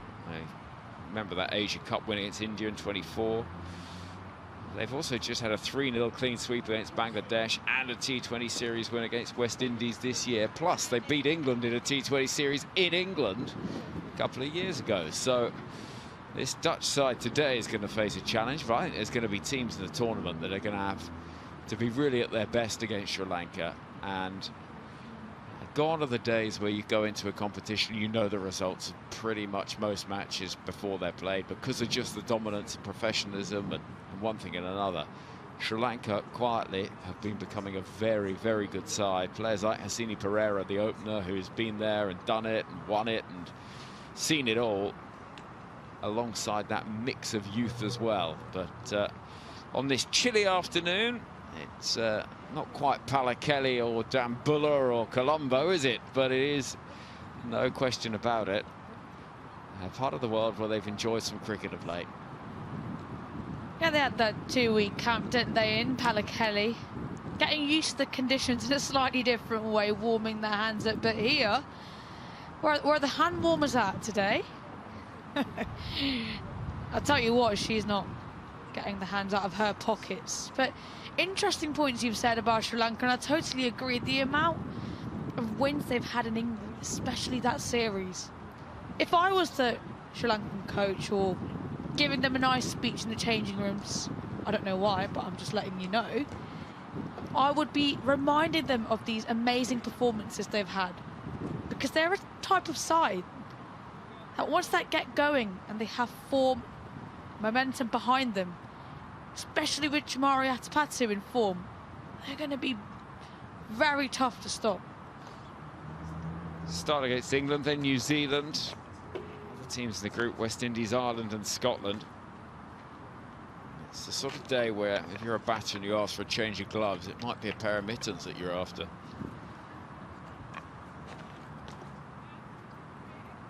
Maybe gloves with hand warmers inside them. No, that'd be an interesting way to go about it. Like that famous time Adam Gilchrist had the squash ball and scored that record-breaking 100. He had the squash ball in his hand, stopped being quite so bottom-handed, but those little stories, you find a way, don't you? And can they find a way, the Dutch here, of stopping Sri Lanka?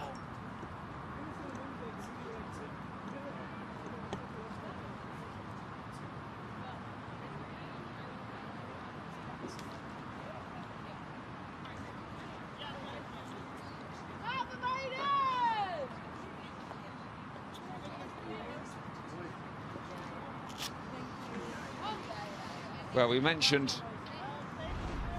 the opening bowler, Haris Willing, very experienced, tall figure, and somebody that will be quite a key part of this Dutch side if they are to have success, you sense. This competition, we've got Vishmi Gunaratne, another player that's played a lot of international cricket. There's 4 half-centuries in there, and I mentioned Hasini Pereira. Well, somebody that has been a big part of Sri Lankan cricket for a long time. So that target, 144 from 20 overs.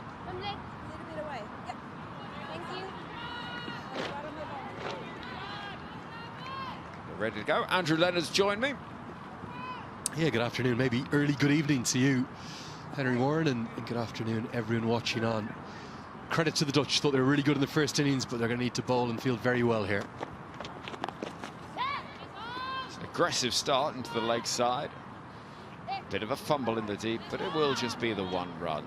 You'd have thought this is a target they'll feel pretty confident with. If you think about the way in which they chased down that 160 plus, close to 170 against Pakistan, just 3 days ago on the same surface. Okay, a heavy weight to that run scoring was done by Chamari Atapatu with a remarkable 94. She deserved 100, actually, to be fair. So 143 on the board, 144 the target, under par. For the Netherlands, if they can get one or two early, they might have a sniff. Little hinder shape in towards the left-handed Hassini Pereira. So it's a good piece of timing, some sharp fielding in there as well. I think what the Dutch will be viewing this as a real opportunity against the sort of side that they will fancy causing upsets against.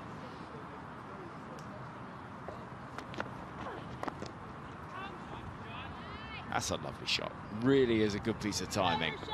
Finding that gap just past backward point, and it's all about the patience. Yeah, really good stroke. Finds the gap, yes, a little bit of width on offer. Something about the left-handers always looks so elegant, and I thought the way in which Vishmi Gunaratne combined so well with Chamari Atapatu up at the top. They're blessed with southpaws, aren't they, Sri Lanka? So many left-handed options. And with two leg spinners in the Dutch side, most leg spinners don't enjoy the left-handers too much. Why would that be? Yeah, obviously the matchup, former leg spinner myself, and it tends to be your weakness. Even the late great Shane Keith Warren didn't find it easy against the likes of Brian Lara back in the day. And certainly when you're turning the ball back in, the matchup is in the batter's favour on the whole. And if you have a googly, as Silver Seegers does, or more overspin from Silver Seegers, you might not mind it too much. There weren't many that did get one over Brian Lara. I think if you're going to have somebody that you found it tricky against, Brian Lara isn't a bad one to be able to have.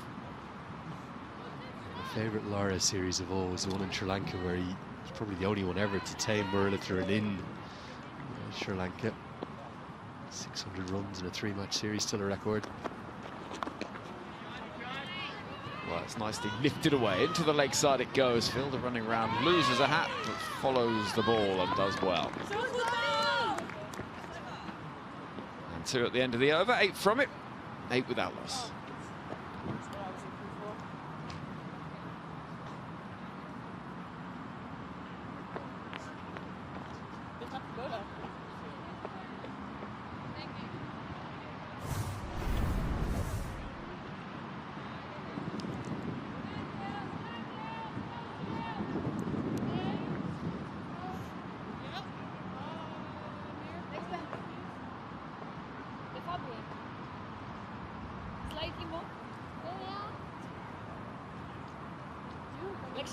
Thank you.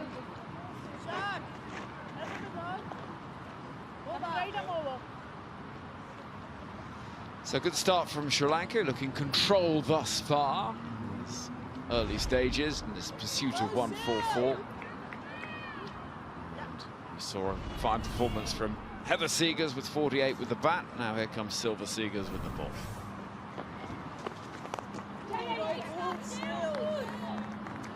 Yeah, this slightly unorthodox action that I really like. She'll try to get it as full as possible. Will stay over the wicket to the two left-handers. Probably not going to be as much about the scale of turn she'll extract as more as to how she gets it up full enough to get it underneath the bat. She'll try to bowl very, very full and try to target the stumps. Samaro Grama, who'll probably be in at 3, the next left-hander. I like the left-hand, right-hand partnership being stuck with the top. Hassini coming in instead of Atapatu. But for Seegers, she'll much prefer bowling to the right-hander here. Protection on the leg side, the two fielders allowed out. Deep backward square, deep mid-wicket. Well, it's all well and good bowling straight, but you don't want to bowl it halfway down the track. But singles taken. Talk us through this action. Yeah, a little bit unorthodox. You'll see it actually comes from behind her head. So you talk about a clock face being, let's say, 12 o'clock right up at the top. And many bowlers would bowl at, let's say, about a 1 o'clock if you're going around that way. She's actually the other side. She's back towards a sort of 11. But as a consequence, gets that lovely drift and dip and it's late dip. Now that can't be given out pitching outside leg, coming over the wicket. But every bowler has their own method. And what you love to see is the coaches working with that method and not changing it too much, as long as it may not cause injury. Silver Seeger's very accurate, key part of this Dutch attack. It is an extraordinary way of bowling. And if you make it work, it works. And sometimes you do see bowlers that have brilliant starts to their career and they get their action remodeled and it just sort of falls away a bit. I think the key thing for me about it, Henry, is that it's repeatable. And also, it's what works for her. It's slightly off the wrong foot, but again, unorthodox isn't necessarily bad. In fact, in many ways, in the modern game, it's good because it offers something different. And here, as you see, just watch the release point. Why we say off the wrong foot, that front foot's actually still in the air when the ball is coming out from up back behind the head. So it's completely her own method, completely her style, but I wouldn't want to change it a little even piece if I was a coach. And I don't think the way Neil McRae or Pierre de Bruyn operate, they will. They'll let her just hone it and work more strategically with her around her method. So just 4 from the over, 12 without loss.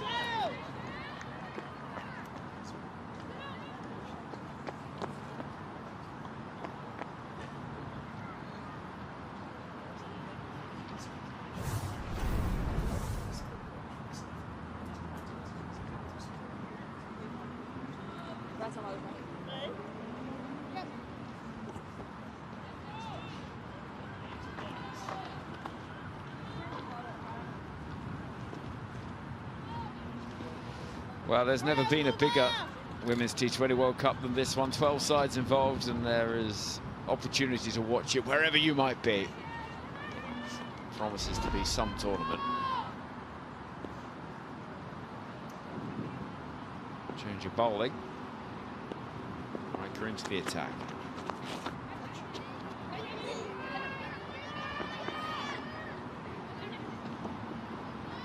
Just nearly created a chance there. The low full toss, because it's come off the top edge, it easily could have gone to Carolina de Lanka there at short 45. Just evades the fielder in the ring. Riker, another important part of this side, all-round skills, highly experienced.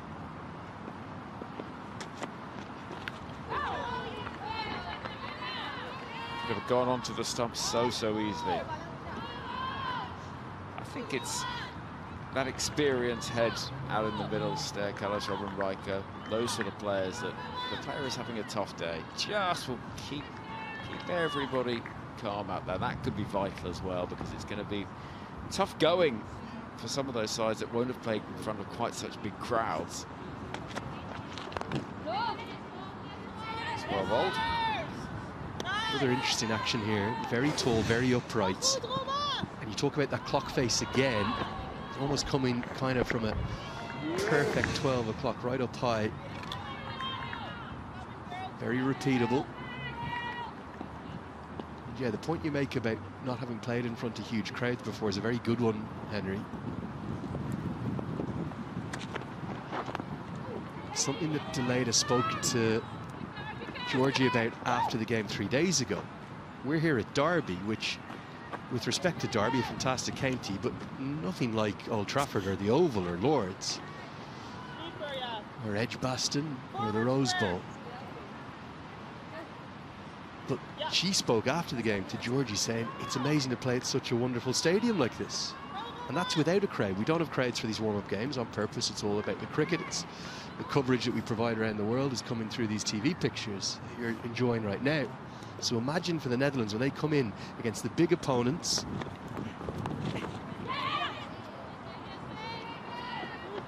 And they play against the likes of India, Pakistan.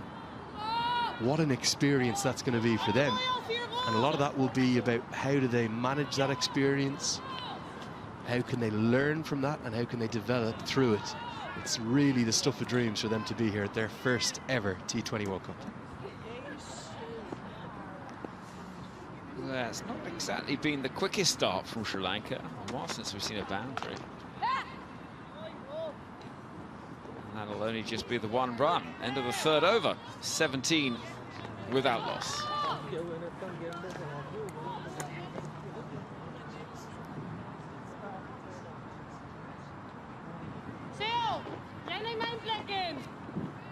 Sorry, thank you.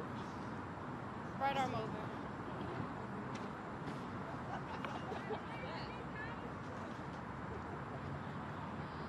Yeah.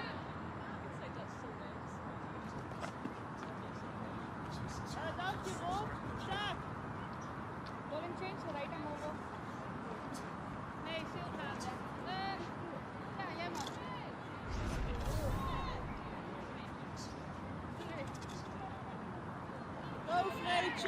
Oh, spin from Overdijk. Where's that going to drop? Just out of reach. Fascinating career that Frederik Overdijk has had. You might have noticed in those career figures that astonishing statistic of what was, across the history of the women's and men's T20I game at the time, the career historical best figures of any bowler ever. 7 for 3. Sounded good off the bat. Again, it's going to clear the infield. And there is that long-awaited boundary. Down the ground it goes. Right in front of the head coach, who didn't look best pleased, did he? Felt as though that could have been cut off. Immediate aggression against the off-spinner. Again, the matchup in favour of the right-handed batter. And there is the former Scotland international, Neil McRae. This will be his swan song next month at the end of this campaign. It'll be Pierre de Bruin, the former Namibia men's coach, who'll take over as McRae heads back to Jersey for the second time in his career.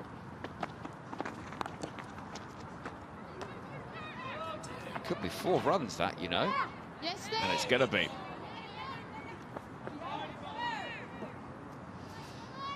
Yeah, you feel a bit here for the Netherlands because they're being worked over by some excellent batting. It's Stera Callis, of all people, who would have expected to cut this off. McRae knows that for his side to compete at this upcoming World Cup, their fielding has to be at its very best, and every run is going to count. The introduction of Overdijk early in the power play may be a surprise, Henry, particularly to the right-hander. Difficult task to bowl with the fielding restrictions for her. Well, that sounded good off the bat, but it could be a chance, and it's gone. Catch taken out of the deep by Callis. And there is the breakthrough.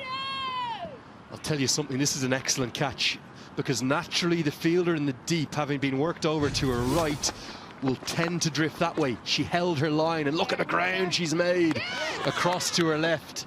Wonderful fielding from Stera Callis, holding her nerve just after giving away a boundary, and the risk reward to bring the off spinner in the power play pays off. Gunaratne is the first to fall, gone for 18. It's 27 for 1.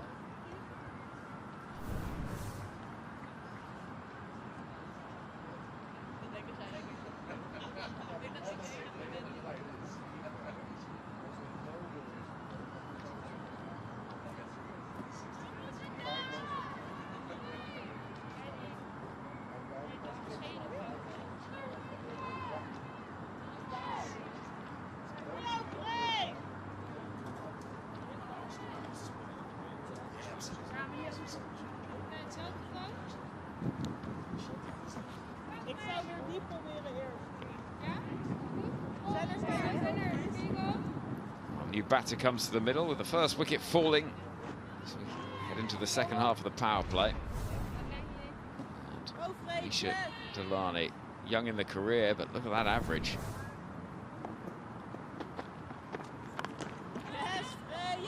This is such a well-judged catch, Henry. It really is. Because it's a good piece of this. She's made this look easy, made good ground, 5-7 yards to her left very quickly. Judged it perfectly, and the Dutch have their first. The over finishes well. Wicket in there too. 4 gone, 28 for 1.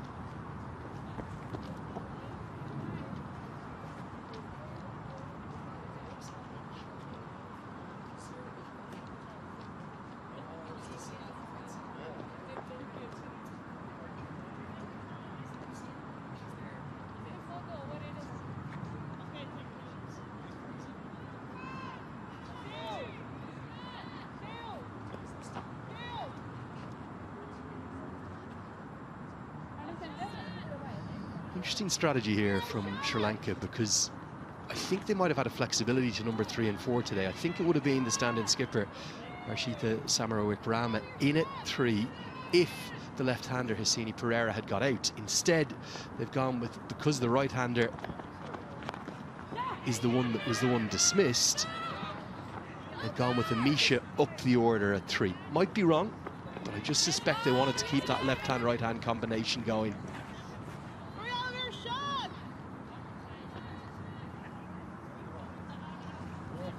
Well, teams increasingly will be looking at those matchups when you've got the resource of statisticians and analysts. No longer do you just play by numbers, you come up with very clear plans. Oh, that looks close. No, says Eloise Sheridan. This is close. I'll tell you that. This is really close. I don't think there's any bat involved. Maybe just angling down the leg side. Remember, when we get to the main event, the Dutch will be using DRS for the first time in their careers. Never used it before. First time at a World Cup. I think they would have gone upstairs for that. Might have been umpire's call on leg stump. Forget leg stump, what about top of off? That's a lovely delivery. Massive swing. And she has to go. I hasten to say it, game on here in Derby. Buoyed by a first ever success over Bangladesh in the Tri-Series. Can they claim the scalp of Sri Lanka? It's very well bowled. You're spot on the money. You hit the top of off, whatever you're bowling, you give yourself a chance. A slightly ungainly hack across the line as the promotion of Delaney up to 3 doesn't work. She's gone for 3. It's 30 for 2.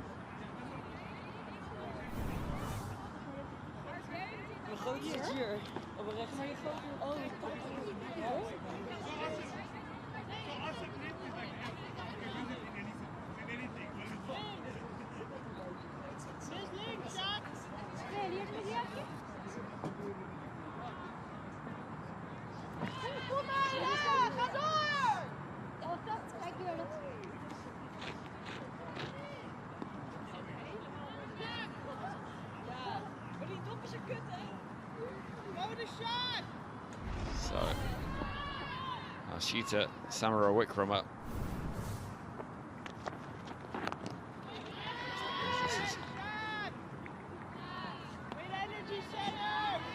Pushed into the onside, the offside rather. Well, they now are forced almost, Henry, aren't they, into the 2 left-handers coming together. Very elegant and stylish batter to watch is Samarawickrama.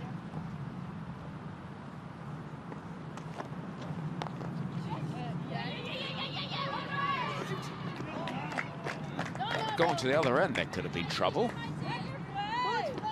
Great work from Overdyke. Gets the one hand down, almost brought onto her knees, but she throws off her knees. Don't think a direct hit would have been enough here, but good athleticism on show. And as you say, a throw to the non-strikers end could have created an opportunity. Last thing that Sri Lanka need, having lost too early, is to have a run out. Massive swing, nothing on it. And after 5 overs, we'll have a commentary change with the score at 31 for 2.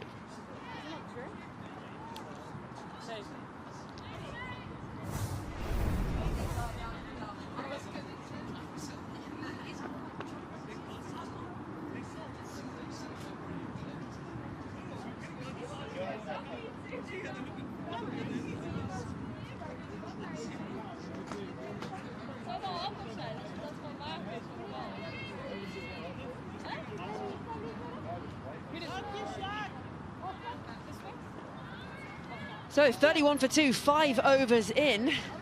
The Dutch doing a really good job at keeping the Sri Lankans quiet. The 1 wicket to go down. Boff. Bye-bye Bales. The death rattle as a batter swinging across the line and sent on her way. Seeger's just the 4 runs from her first over.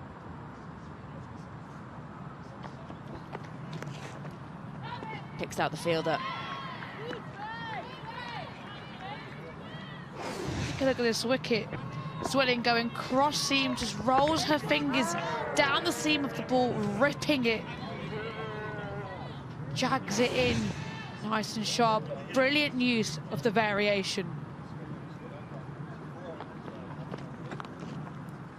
Again, there is protection out on the rope for that exact shot.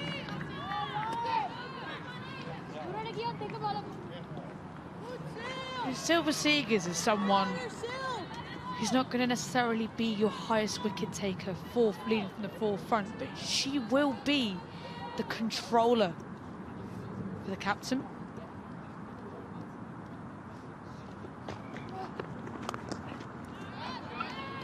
Bit of width on offer, and Hassini chews it up and smashes it to the boundary.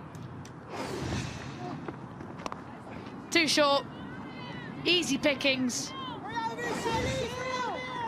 Just never going to miss out on that one. Hassini. Silver Seegers just going to be one of those bowlers who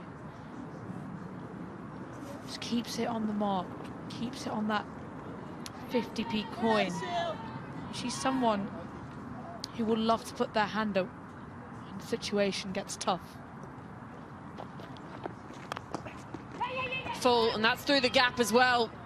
This should be back-to-back boundaries. We were just talking about how wonderfully economical she is, trying to hold up an end in just a few wayward deliveries.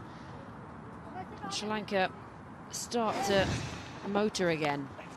Give another double C. Commentator's curse. Full toss. She's never going to miss out on that one. Easy as you like, causing a change in field. Deep cover that goes into place along with deep mid-wicket. This will be the test. Again, through the gap. It's a hat-trick of fours. 3 in a row. And Hassini is starting to motor here. It's not the line you want to bowl. Drifting onto a pad just helps it round the corner. The situations like this, when the pressure was really on Sri Lanka, this top of over is releasing it. She goes again, 4 in a row. Huge over, swinging the momentum back in the direction of Sri Lanka. 6 overs gone, 44 for 2. 48 for 2, I should say, and the teams are going to head off for drinks.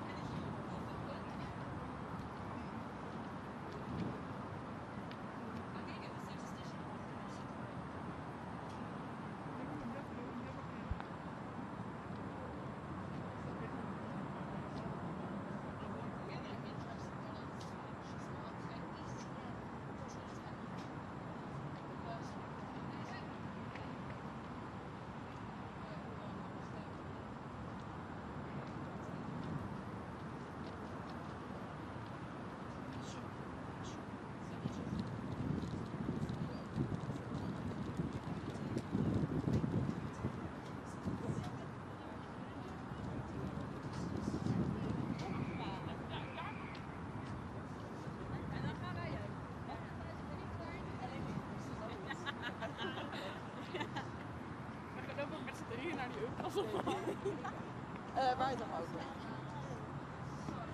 Weert, kan je aan deze kant komen?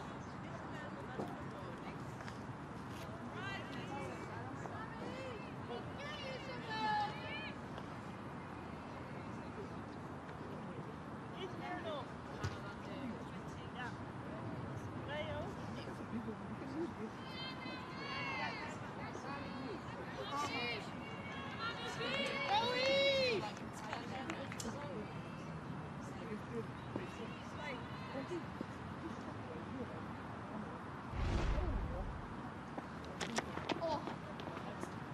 Van der Vonning with a bit of aggression to open things up after the drinks break. And that could be costly. Looks like she's clutching a hammy. Oh, she didn't look comfortable there at all. Holding her hamstring, just slightly limping to a mark. We'll see what this next delivery looks like. It's whether she can trust her body to continue with her full action.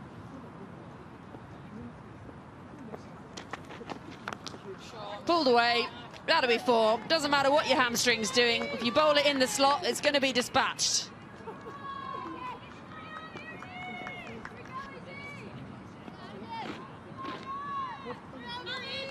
What a shot that is. Short pounces it on the back foot and slaps it over mid-wicket. That was hit with some force. And it brings up the 50 for Sri Lanka as well, just over 6 overs. Much better, targeting those stumps.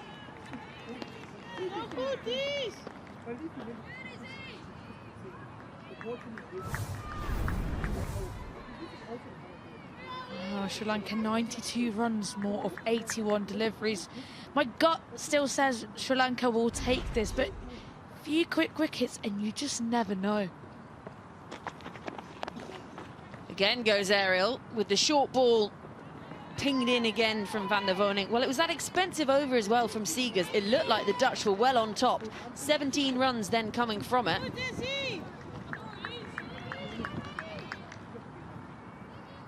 Yeah, not like her usual, but there's a clear plan here from the Dutch bowlers. 2 fielders deep onto her leg side, a very square, the W field as we call it.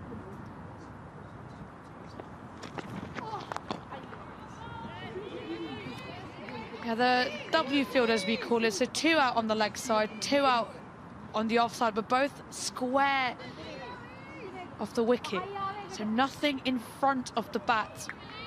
That means the bowler would be looking to hit the deck, go into the pitch, try and get the wickets with the short ball.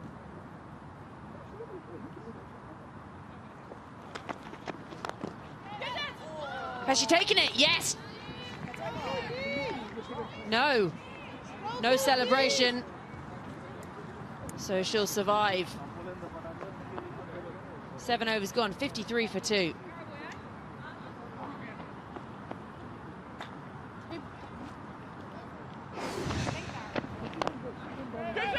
Smashes it hard, but I'm not sure if it carried.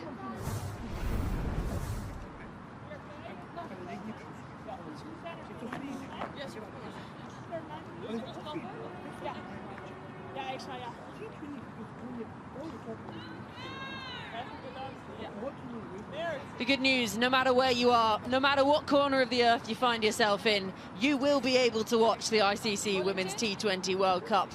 The biggest one ever, 12 teams in action, and, well, you can just watch it wherever you go. If you decide you want to take a holiday to the Pacific Islands, you can still watch your team. So we're going to have a change in bowler as Lanka comes into the attack.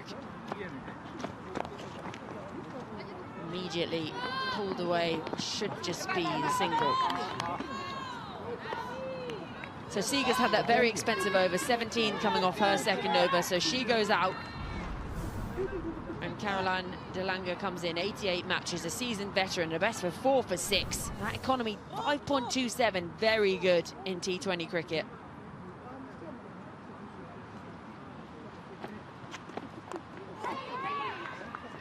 And she's on it.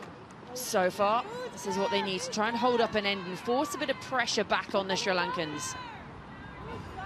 Something about Lanka which might be slightly different to Seegers. It's that topspin she gets because of the action. Her arm coming over the head, over her head. Sweep comes out.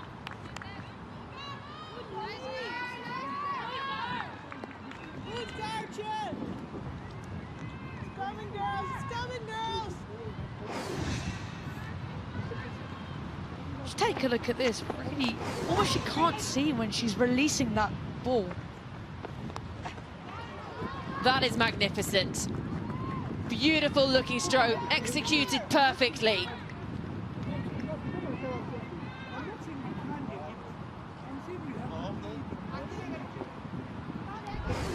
Brilliant shot by Pereira. Reverse sweep was always on the card. She was eyeing up that boundary from the ball before.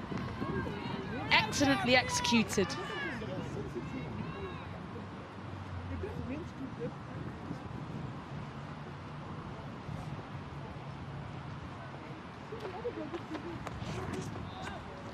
Great stop. Lanka owes something to her fielder there. Matt had 4 written all over it as it came off the bat. Van der Vonig.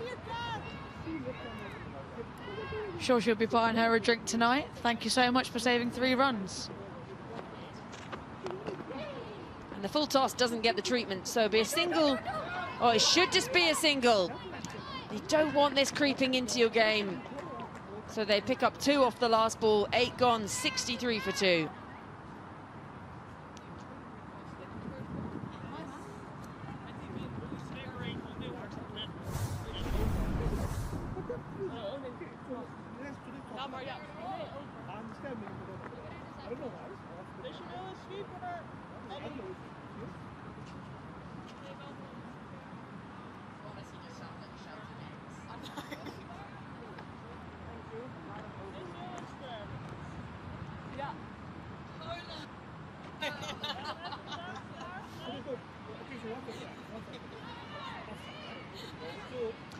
So the Netherlands putting up 143 for 6 from their 20. Sri Lanka racing along now in the chase. Hasini going along nicely, unbeaten on 30 from 18. Remember, they're without their destructive captain up the top today. She's not playing.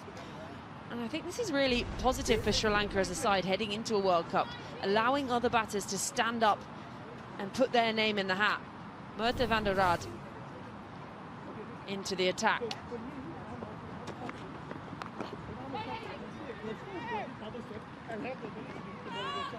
Another lovely high action we have here on the cards with Van der Rad. She's not someone who necessarily attacks the crease as much. Stands very tall, very high kneesy as she's running in. Are the Dutch the tallest nation in the world? I think that's true, yes? I'll get this stat up for you, don't you worry, I've got this.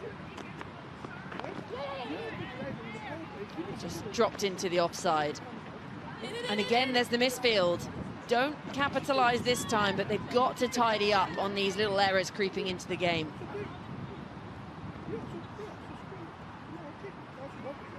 Makes sense though, they are producing a lot of fast bowlers, as we've seen in this squad right here.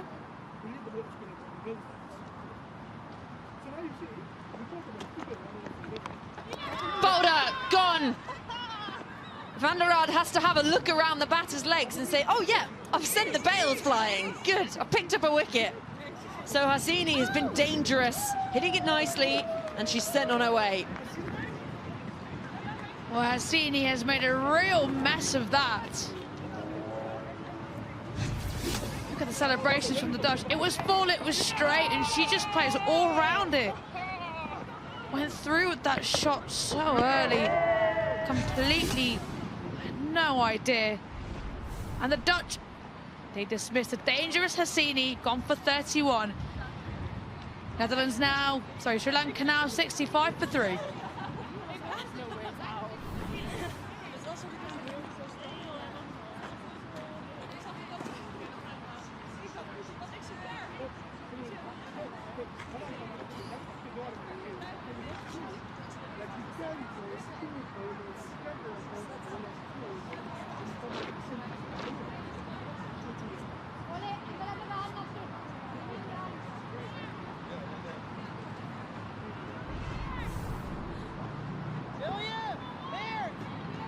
So the new batter out to the middle, Hansima Karunaratne. 15 innings to her name, a best of unbeaten 44, but that strike rate just 68, needs to push that one up. I like the conversation the skipper is having here about having a fielder up. Arguably, I would say I'd have to cover it, put the pressure on the new batter.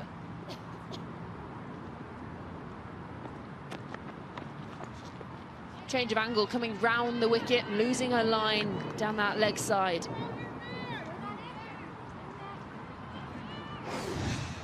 Let's take a look at this wicket. It was really full. Just completely an all-rounder. Even she couldn't believe it. They hit the stumps. Brilliant bowling. Keep it simple, keep it straight. Esther Callis saying, get in. That's really well bowled. Right on the toes. Well, Van der Rade is another Dutch player who spent some time playing over in Australia last year with Ster Callis.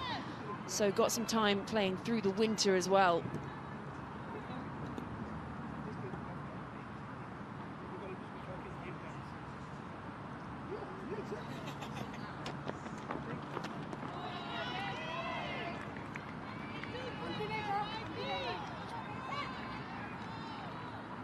It's a lovely little bounce from Van der Rade. She loves hitting the deck hard, doesn't she? Using her height.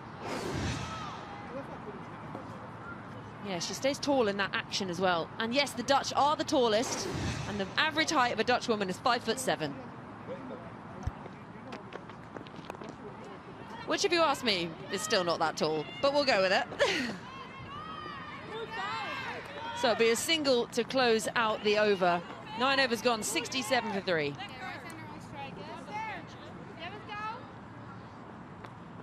Jack, je bent nu nog hier in de cirkel. Straks mag je gaan op. Sorry, thank you.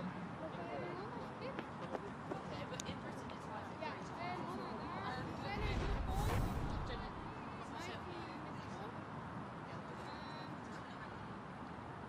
Ben.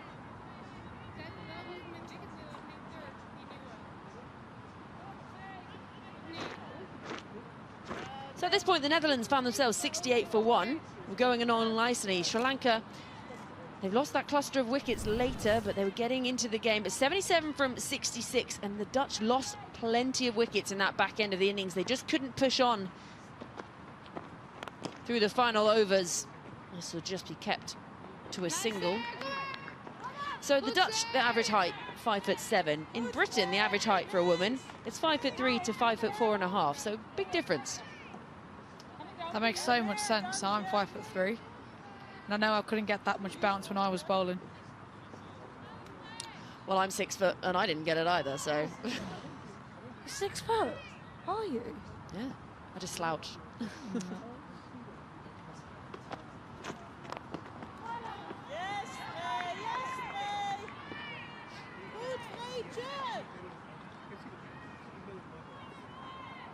It's a very interesting situation for these two batters, young batters.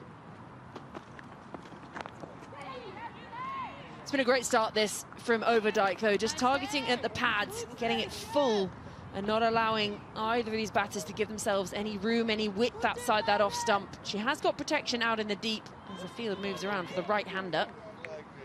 2 out in the deep on the leg side, plus long on, and then a deep cover.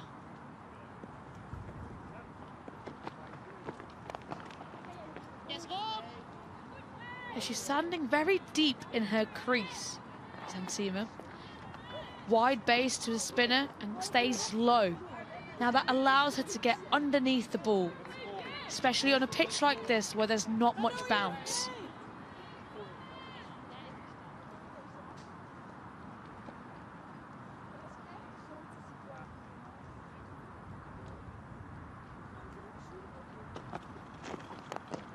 Uses the feet. Oh, is it almost an absolute worldie? Stuck out her left hand. Ster Callis, she'll be disappointed. She would expect herself to take that, but she stopped otherwise. What would have been a boundary? They either stick or they don't, and at that time it just didn't. She goes all one hand and just hits the wrist.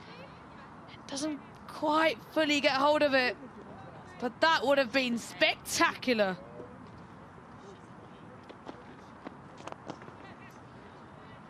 should just be a single off the final ball of the over. 5 runs coming from it.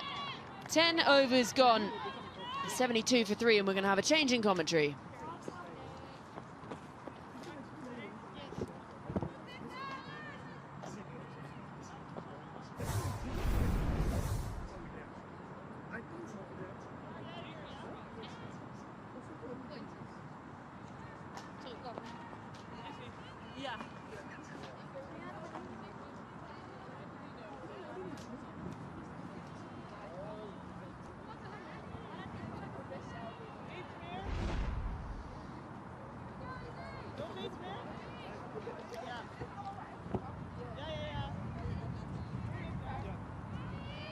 So 72 for 3 after 10 overs. Andrew Leonard, you've spotted something.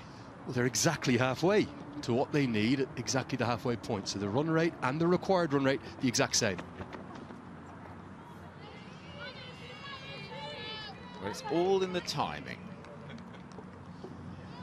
Tell you something, if we'd seen that catch held onto by Stara Callis, we would not have seen a better one in the 33 matches that will follow these warm-ups. I can almost assure you of that, because it would have been truly one of the great catches you'd ever see at any level.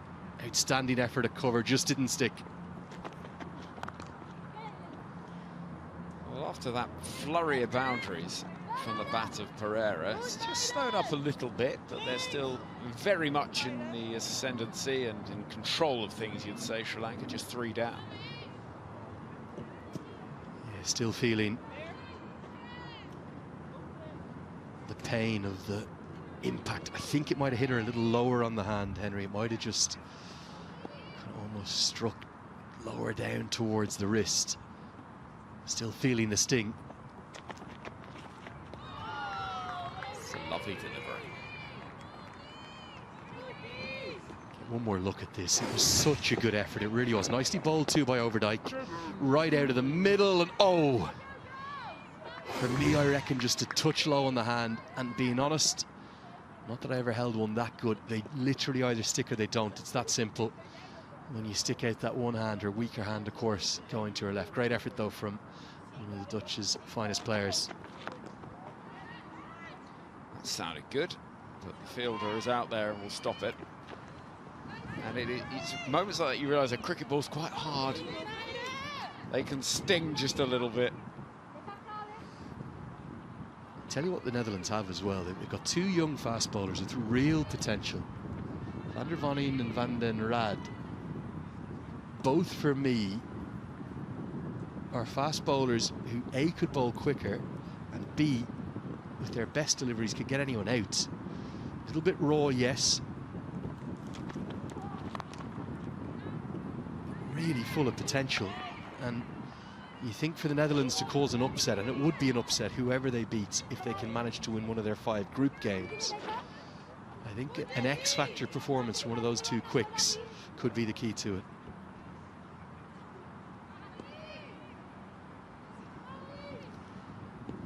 Well, there's been some good stuff in this over and some less good, but there is that threat. That was, again, nicely bowled, wicket to wicket, threatening LBW.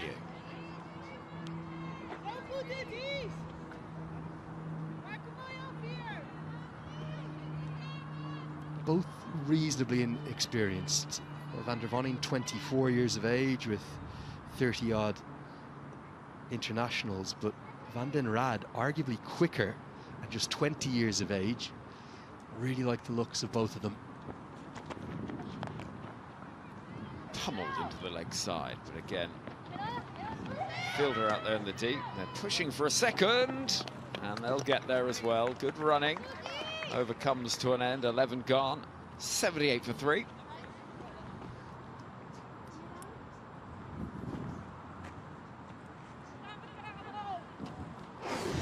Just want one more look at this action here. Really nice follow through. Her load up could maybe hold just a fraction longer. She'll get even quicker. And certainly, you think of Tim Deleda there in the backroom staff, most famously taking that scalp of Sachin Tendulkar during the '96 World Cup campaign for the Dutch. Certainly, there's a little shade of Deleda's advice. 3 wickets have fallen. For the Dutch to really give Sri Lanka a shock, I think they need a couple in this next few overs. They need to put pressure on the lower middle order. Can they get into it? Here's Carolina de Lange. Nicely played away off the back foot, but again, fielding in the deep is pretty clean from the Dutch fielding unit, and we're not seeing the sort of fumbles that can just generate pressure and frustration. I think whatever happens today, both sides are going to be really pleased with how good the preparation is from this game, because they're both getting significant exposure to kind of every aspect of their ideal T20 game, batting, bowling and in the field. We spoke earlier about just how big a step up to the global stage for the Netherlands it's going to be, but they'll be filled full of confidence whether they win or lose this match, getting a really good work out against a fine opposition who, remember, trounced Pakistan by 9 wickets a few days ago.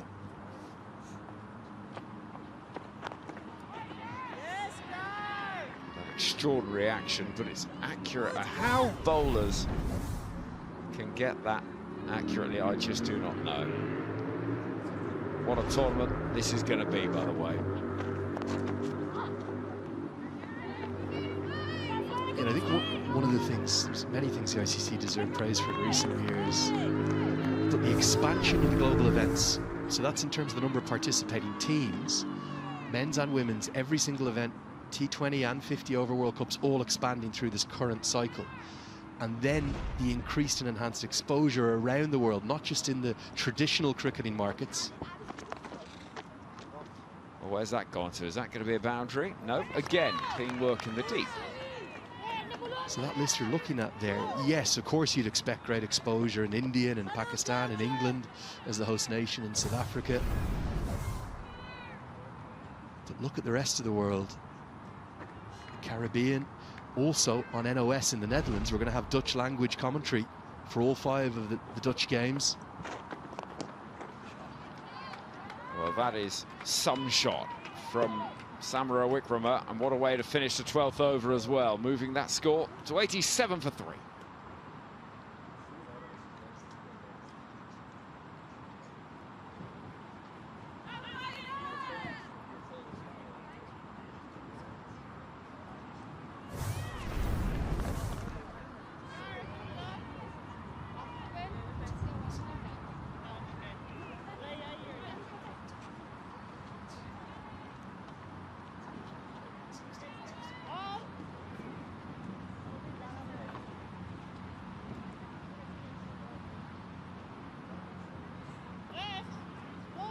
Bit of a sense of what might have been for the Netherlands. A few more runs, it could have been an interesting bit of pressure in this middle phase of the innings.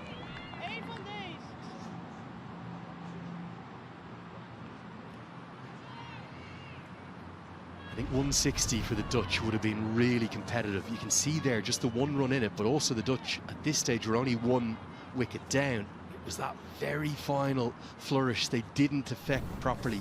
19 from the final 3 overs. They easily could have got 25 or 30. That could have made the difference. Now we're going to see Van den Rad return to the attack. She'll come round the wicket with that extra pace. It's lovely bowling. A little bit of extra zip off the surface. Not often you'll see the right-arm bowlers bowling to right-handers coming around the wicket, unless it's kind of for that short ball tactic at certain stages of a test match. But it's again about what works for Van den Rad. Beautiful action, tall and powerful.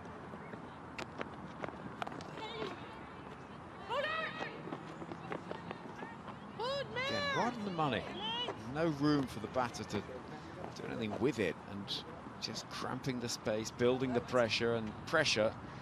You can keep on adding up those either dot balls or singles. It's amazing how 57 or 47 could become 55 or 40, and then things do shift.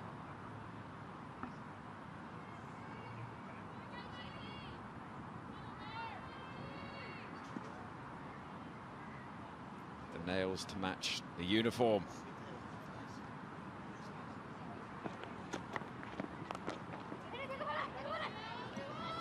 that.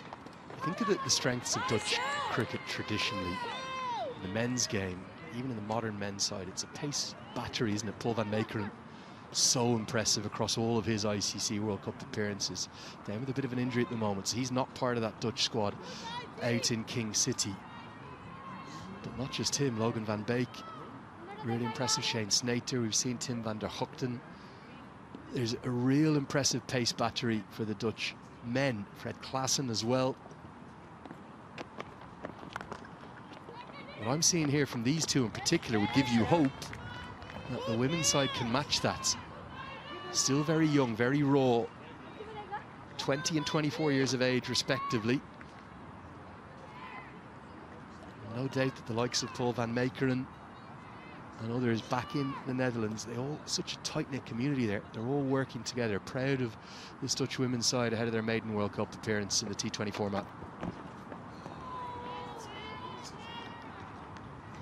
There's a quizzical look from the batter about whether that should have been called a wide, but nothing doing from our Australian umpire. I think that's a really good decision. I'll tell you why. At the point of release, the batter has walked across the stumps. So look there. That would have struck her in the pad if she'd stood in her original batting stance. As a consequence, good implementation of the laws and the correct decision of dot ball. Louise Sheridan getting it absolutely right. Down towards fine leg it goes. Well, you mentioned the fast bowling. Netherlands, tallest nation on earth. They should be. Men and women, they should, in theory, have a fair few resources to come from. End of the over. 13 gone, 90 for 3.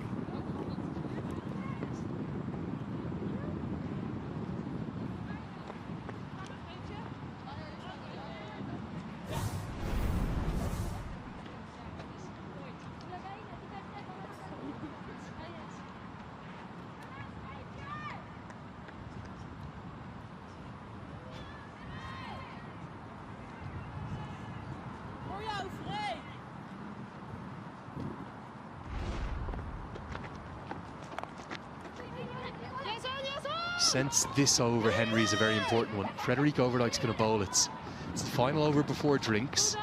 Just for the first time, that required run rate creeping up a touch. It's not quite got to 8, it's 7.6 at the moment.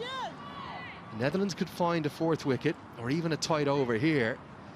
Might just be thinking they'll have a sniff.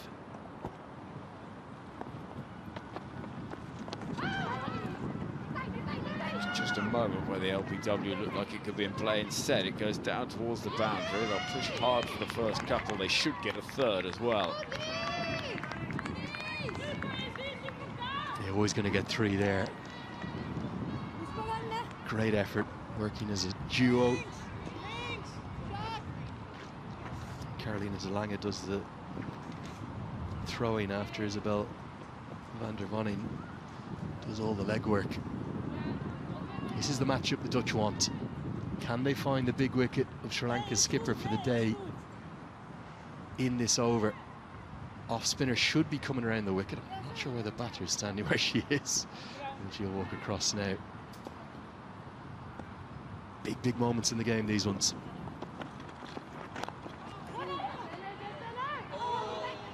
Well, that's not ideal.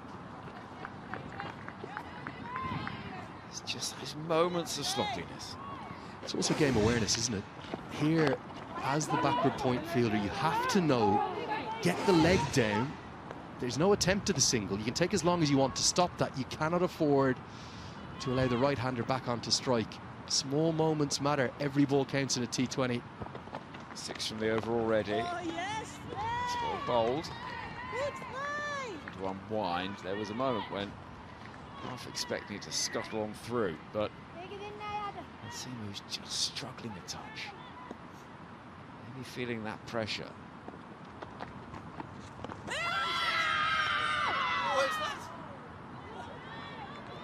How's that everywhere? LBW appeal, stumping appeal. No, nothing doing on either of the double play. This is a good decision. I'll tell you why. Impact outside the line. Might have gone on to hit off stump, possibly with the turn, but can't be given out if they're playing a shot and struck outside the line. Really good umpiring at both ends.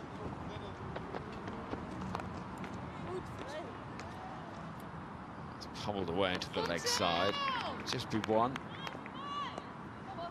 If it comes to an end, they're just about up with the rate. 14 overs gone, 97 for 3, and that will be drinks.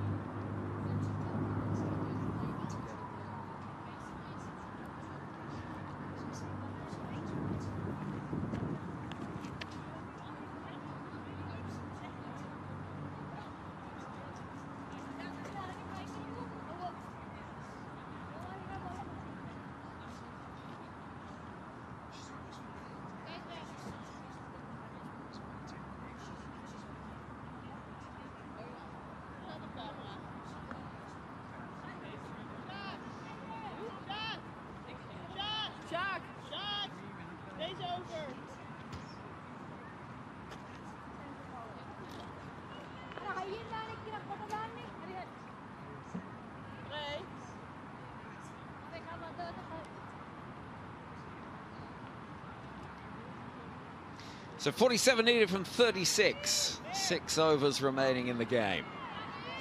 Sun shining. Arguably the best weather we've seen all day.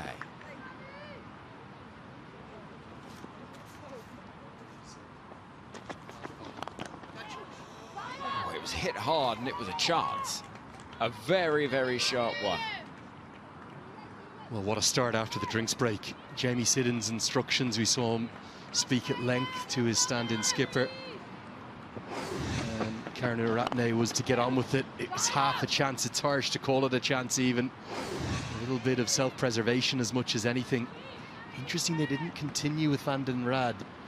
They've been kind of rotating those two from here at the racecourse end. The 100 comes up. Well, there's an edge. That could be 4 more, you know. Down it goes, and it is. And suddenly it feels a momentum shift, potentially pivotal in this game. Really does. You're spot on the money, and Neil McRae, the head coach, is the one who has to pick it up. There's been so much promise in this performance from the Netherlands, but I think there'll be a lot of things that he would like to tidy up as well. A lot of small things just going against them. Had their moments though.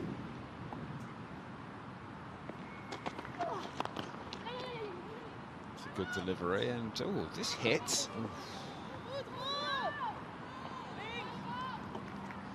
Yeah, Rika, the fielder at mid-on, she's picked up really cleanly. Again, just a little bit of timidness in terms of the way in which it was attacked because of the number of misfields, I feel. Would have been safely home. Expensive start to the over, already 9 from it.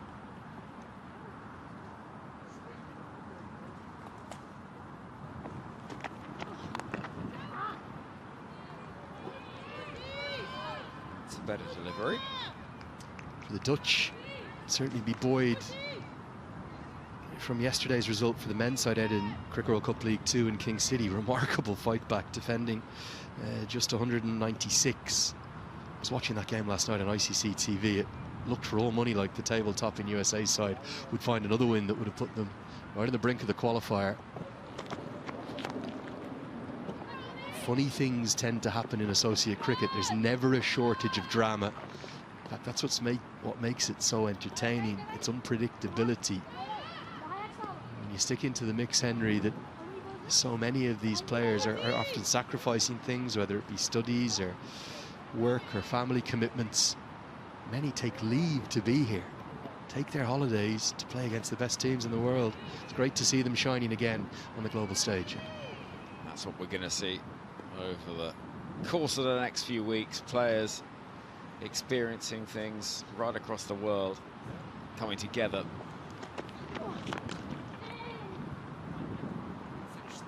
Could finish to be over, but they'll be seeing things at grounds all over the land, filled with spectators. 15 overs gone, 108 for 3.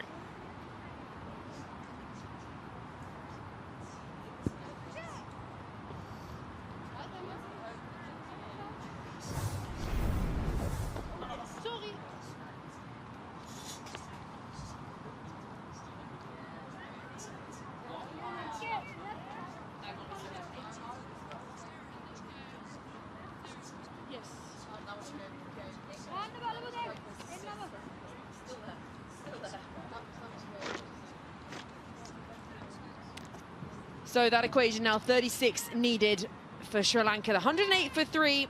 The top 3 all sent back, but this partnership has really got them back in the game for a while. It looked like Netherlands were starting to just keep on top of that run rate. We're now 36 needed off the final 5 overs and 2 set batters in the middle. Big appeal, pleading, and unmoved. Surely. Oh, no. Rolls her fingers. Oh. No, no, no. Zwilling is pleading. Please give it. Umpire not moved.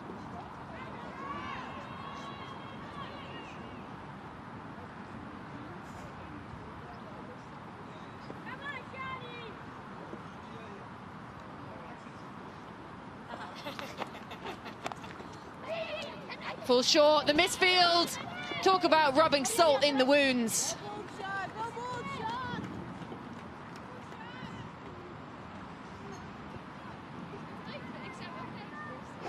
Really not what Netherlands wants. Really good change up again from Zwilling. Just an awkward bounce. Went past her head. Very close.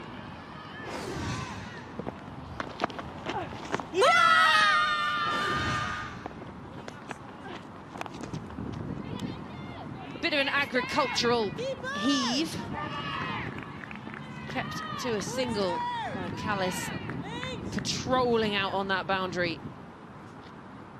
And I was wondering, do you think the beanie hat is the first thing on the kit list for the Sri Lankans when they come over to England? Yeah, bat comes second, but beanie hat first. Yeah, and they get rid of them as soon as they land in Pallekele, for sure. Yep, charity shops all over the UK with Sri Lankan beanie hats.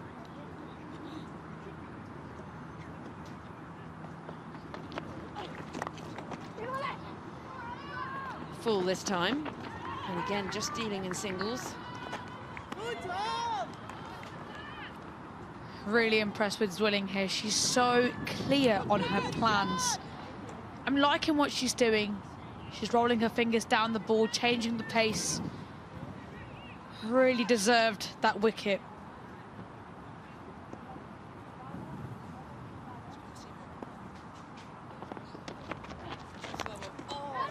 Really well bowled. Saw her move early and just targeting at those stumps. You miss, I hit. Very, very good here from Zwilling. Going for the slower, going for the cross seam. Not letting the batters settle. She's someone with 100 T20 international wickets.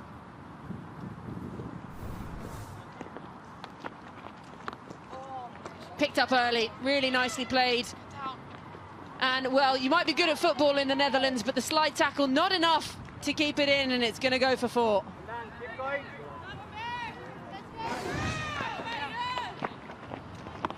Moves across the crease and gets down on one knee, a shot that's got them a lot of success, and the ball is racing away. Score is 118 for 3 now, Sri Lanka.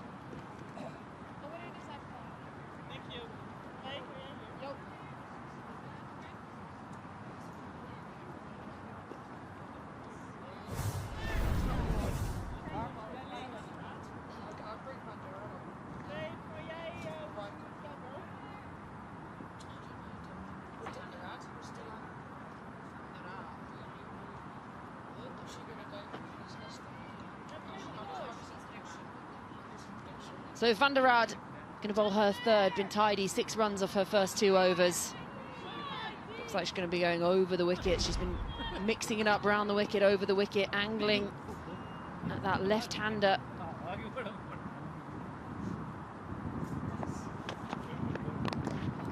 Again, shows all her stumps. Those fielders on the offside, the ones in the ring, they have to be careful about not going too far in and being tight, because their job right now is to not let anything through them, because there's no protection in the deep.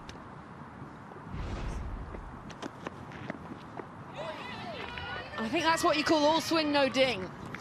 He's thrown everything at it. Clear plan from the Sri Lankan batter. She's threw everything at that. Kitchen sink.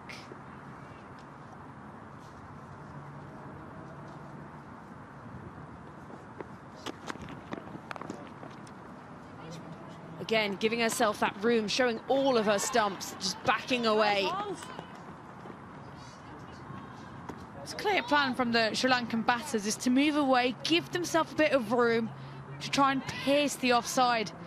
There's only one fielder, deep cover, out on the offside. Now, what I would like to see from Van der Rad in this situation is to follow the batter. If the batter is moving away, 25 required of 21.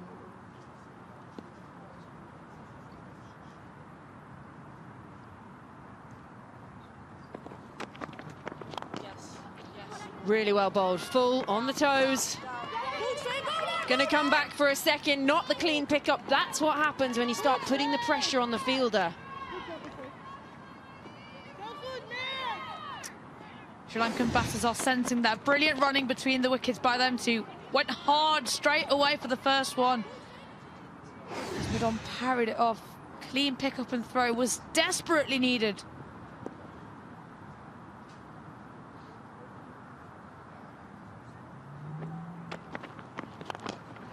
Magnificent. Hold your nerve. Dispatched.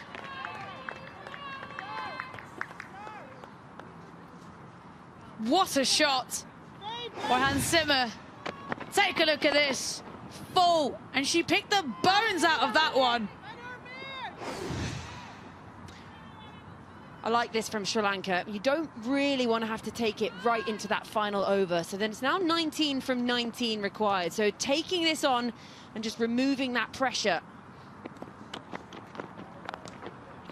Again, gives herself room to punch it through the offside. Coming back for a second. And there's a mix-up in the middle. But she set off early. Should have come to the bowler's end. That was the danger end.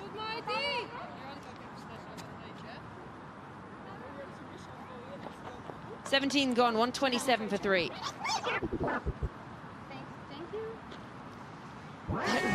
That was another opportunity for the Dutch. Poor throw. It really makes it difficult for the keepers. It is in these moments that you want a nice throw, one bounce in, and she was well short of her crease. It was Hans Zimmer.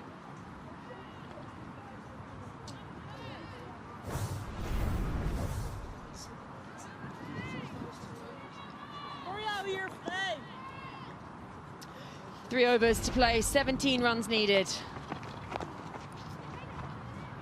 again, there is protection for that shot. And again, there's the misfield. The Dutch here are just slightly... I feel like they're kind of giving up, and they shouldn't. They need to keep themselves in the game, be on it with the fielding. A little bit of hesitation in the batters, and anything can happen. Has she got an edge on it? Babette de leader behind the stumps, convinced. I think that was bat on ground with a bit of dust coming off the pitch. Heaved away again. There is protection. Seegers on the rope.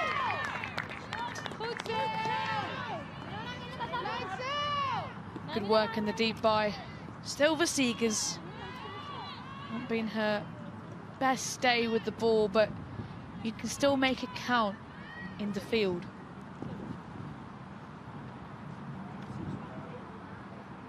(15 of 15). Goes reverse. Suddenly pulls out something different.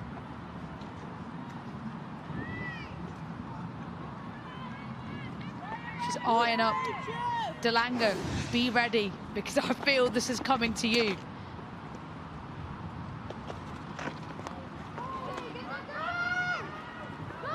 Gets something on it, and there's been a trip. Van der Woning, I think she's tripped over her own feet, but she looks very uncomfortable. We saw her clutching a hammy earlier. And she looks in a lot of pain. This looks nasty, really, really nasty. She's gone down, physio is running on. Oh, dearie me.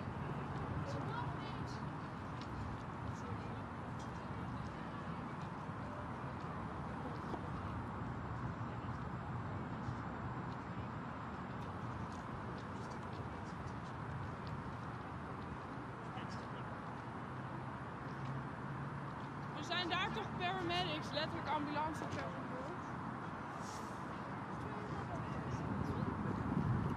Yeah, she looks in a lot of pain there. Physio just coming to see to things. So 12 runs needed from 13. Sri Lanka 132 for 3. This partnership really got them back in the game as we head into the back overs here. Hans Zimmer, 45 from 36, being kept company really nicely by Harshita at the other end, 31 off 32.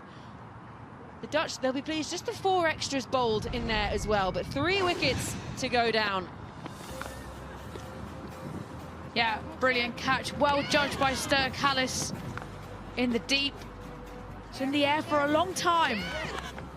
She watches it all the way in her hands. And this smart piece of bowling by Zwilling, just rolling her fingers down the ball. And then Van der Rad with the final wickets.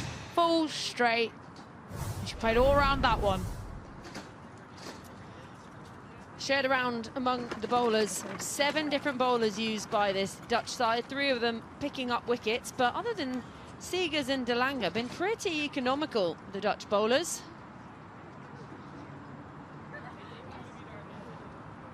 I think she's just still down in front of us with the 2 umpires next to her.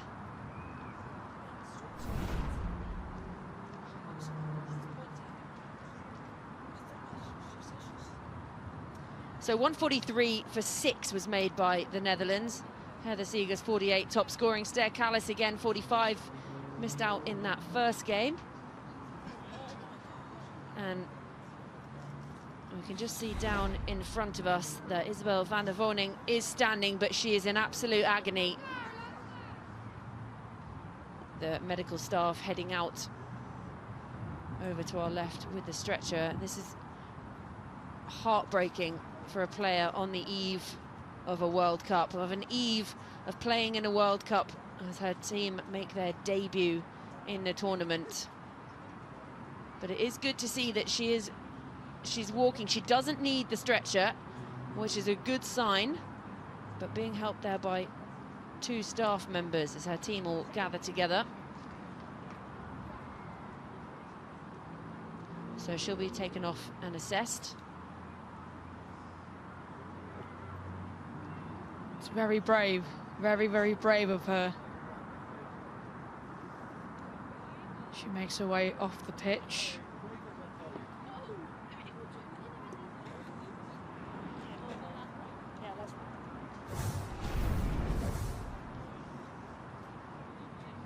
So the equation out in the middle. We're heading for a nail biter here, perhaps 12 needed from 13. The Netherlands might be thinking, we can just get one of these two. Dot ball as well if it's a wicket. Dot balls are gold dust right now. Sri Lanka thinking we don't want to have to take this right into the back end of the innings and put pressure on ourselves. Pepper the boundaries early. 5 runs already from this over. 1 ball still to come.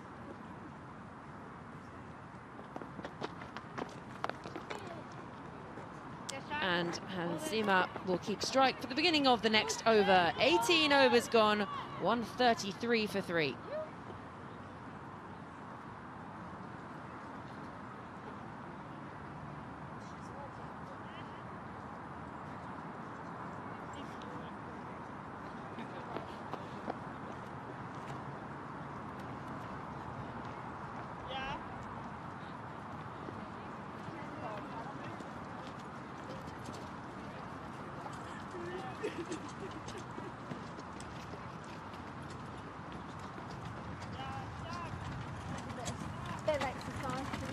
Yeah. 11 runs needed from the final 2 overs. And Iris Zvilling is going to bowl out hers. Going at 7 and over, 21 from her 3 overs so far, but has picked up a wicket as well.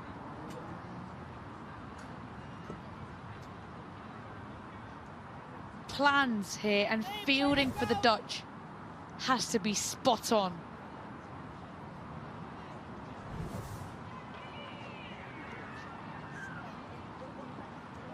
She's gone for 3rd deep cover. Cow corner and a deep square leg. So she's gone for a split field. She has to go into the pitch, go for cutters. Anything falls, she will get dispatched over her head.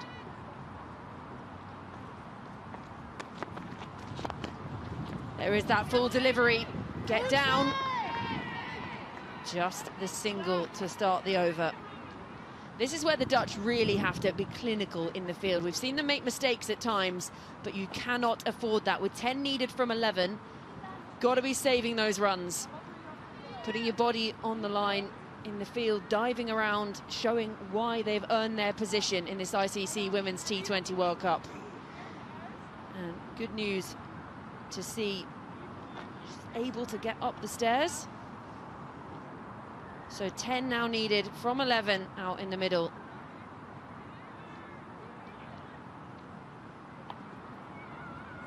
She's going to continue being over the wicket. She's pulling square leg up, and she's put mid on back to go long on. So we've got cow corner long on, a deep extra cover and a deep backward point. She knows the Sri Lankan batters are moving away, trying to hit her through that offside.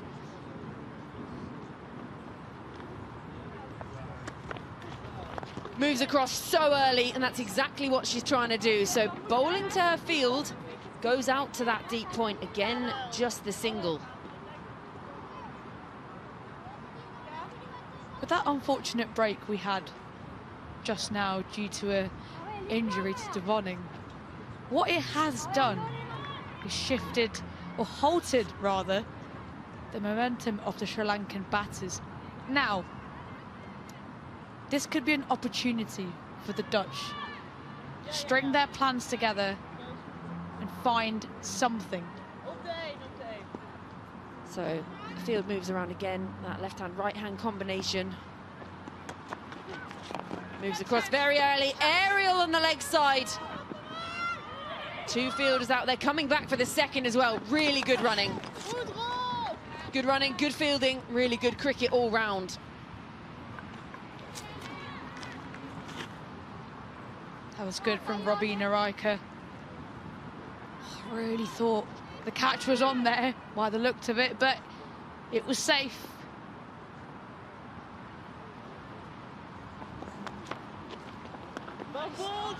Well, Bold steps across early, still inside those lines. That's what they need. They've got to build those dot balls because it's 7 from 8 now.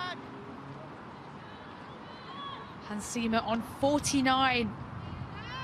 1 away from her 50.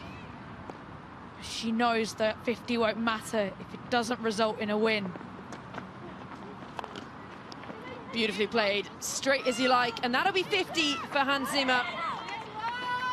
Brings it up in 41 deliveries, a crucial knock for this Sri Lankan side who were struggling at points throughout this innings. They wanted to test their batters today, and she has stepped up in the absence of Chamari Atapatu. 50 of 41 deliveries. Can she get her team over the line? Slow ball, aerial catch it is the cry. Just set too far in, almost in no man's land, and it will go for 4. So now it will be 2 needed off the final over. 19 overs gone. 142 for 3.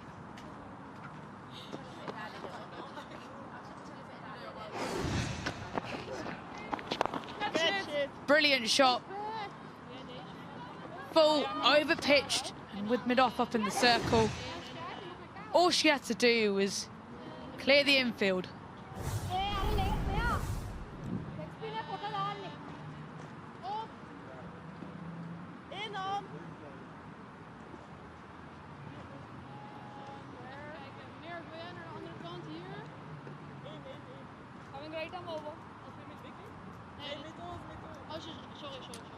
Two now needed off the final over for Sri Lanka to take the momentum into the ICC Women's T20 World Cup. They'll be playing in that very first game, the opening game against the hosts England at Edgbaston on the 12th. And they'll want to get this done and get it done quickly. Deep mid-wicket out, the only fielder out of the rope, out on the rope for the start of this final over.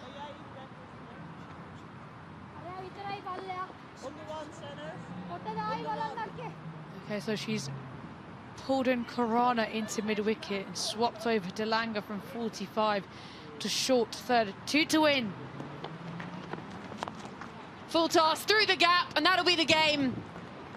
And how fitting that it is Hansima who wins the game for Sri Lanka. She hits the winning runs, and they will take momentum into the ICC Women's T20 World Cup. Don't take anything away from the Netherlands. They really put up a fight in this game here today. Perhaps a few errors springing into their game, but it is Sri Lanka who win it by 7 wickets, and that will really buoy them, winning a game just into the final over in the absence of their blistering captain, Chamari Atapatu, who is always all smiles, and she'll be all smiles to see that her team can step up even when she's not required.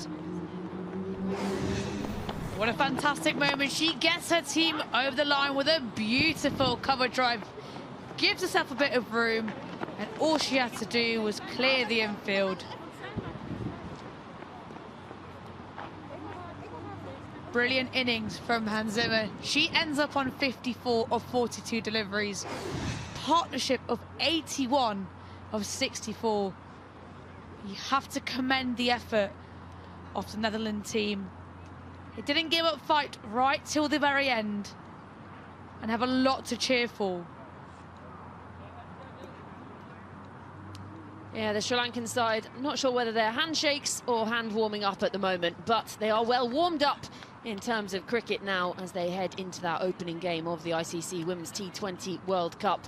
It's a date that would have been in their diaries for a very long time. As soon as that schedule came out, they went, right, we're playing the blockbuster opener against the hosts. And now they take a win, 2 wins from their 2 warm-up games into that World Cup. That's the dream warm-up. That's the beauty of the warm-ups. Yes, you want to test out your tactics, give players opportunities, but it's also a great measuring stick for the teams. And Sri Lanka now know they have other batters that will step up in the absence of Chamari Atapatu. Just taking a look at this scorecard, Vishmi 18 of 14, Hassini giving 31 of 20. Gave a great start to them and build that platform. There was a little bit of scare for them in the middle, But this cracking partnership of 81 between the stand-in captain Harshita and Hans Zimmer was just fantastic to see.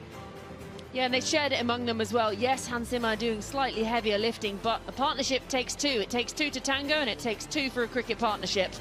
And that's exactly what they've done. They shared it around among the bowlers for the Dutch. 7 different bowlers getting a go. They'll be buoyed by the fact that only the 4 extras bowled in there as well. Seeger's expensive today, which is not something we see particularly often. De Lange going at 9.5 as well. But Van der Aard, just the 5 runs. The economy of 5 even, 15 coming from her 3 overs. So the Netherlands batting first, 143 for 6 they put up. A lot of it helped by Seegers and Callis, both into the 40s. And then there were a few starts as well in there. The wickets were shared among the Sri Lankan bowlers. Almost everyone got a bowl. And then in response, Sri Lanka, well, it was that partnership between Hans Zimmer and Harshita, both unbeaten at the end, that helped see them over the line and win by 7 wickets.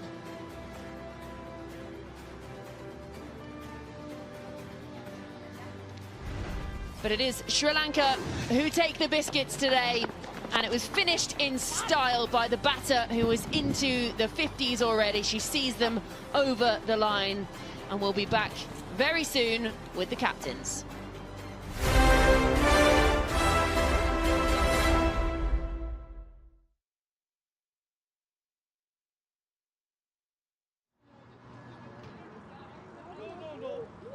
Yeah.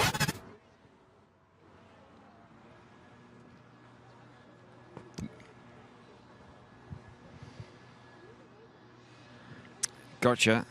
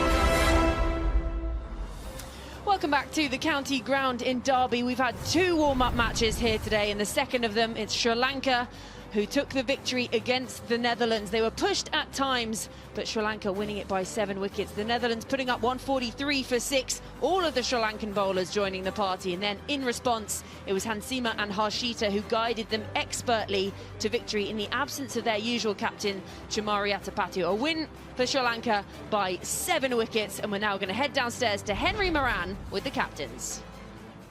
Well, first of all, I suppose the first question, Babette, is what do we know about the injury? I'm not too sure yet. I'll get the news for you later. Reflections on the match more generally and maybe a missed opportunity? Yeah, I think the fielding effort was a lot better than the past game, so that's good. With the bat, I think we were 20 runs short. But I think overall it's pretty, good warm-up game, good preparation for our first first game of the tournament.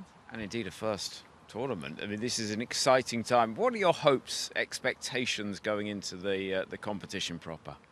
We'll take it game by game, but we are definitely focused on our first game on Sunday against Bangladesh. We beat them last week, so we think we can do that again on Sunday. So wouldn't be an upset? Nah, I guess to win your first ever World Cup game would be quite cool, so that's definitely our goal. Go well, enjoy it. Many thanks for your time. So let's get some reaction from the winning captain as well. Actually, it was the sort of performance you'll be pleased to take momentum to the game with England on Friday. Yeah, our last two matches we played really well. I think we're looking forward to play good cricket in our first game also. And to win without Chamari feels important. We gave opportunity to others to play in practice games, so it's very good. It's work it, yeah. And what did you make of the performances of some of the others in the team? Yeah, these practice games, our girls played really well, and some girls good knock in 2 games. So, yeah, we are looking forward to play good cricket in the next matches. And a good partnership at the end as well. Yeah, Hansima batted really well. So, yeah, we finished the game. It's a great thing for us. Well played. Many thanks for your time. A very happy stand-in captain today as well, and obviously we're sending our best wishes to Isabel van der Woning. Hopefully it's not too bad, that injury. The Netherlands putting up 143 for 6, just wasn't enough in the end. Sri Lanka chasing it down with 5 deliveries to spare, winning it by 7 wickets. And that is it for the warm-ups. We have finally got to the time of the last warm-ups in Cardiff. So we've finished here in Derby. Cardiff tomorrow, you can catch it all across ICC TV. India, England, what a belter to start your day tomorrow. And then West Indies versus Australia. What a day of warm-ups coming up tomorrow. And then on the 12th, it will be the opening game of the ICC Women's T20 World Cup. That is everything from us here in Derby. Thank you so much for joining us today and have a lovely evening.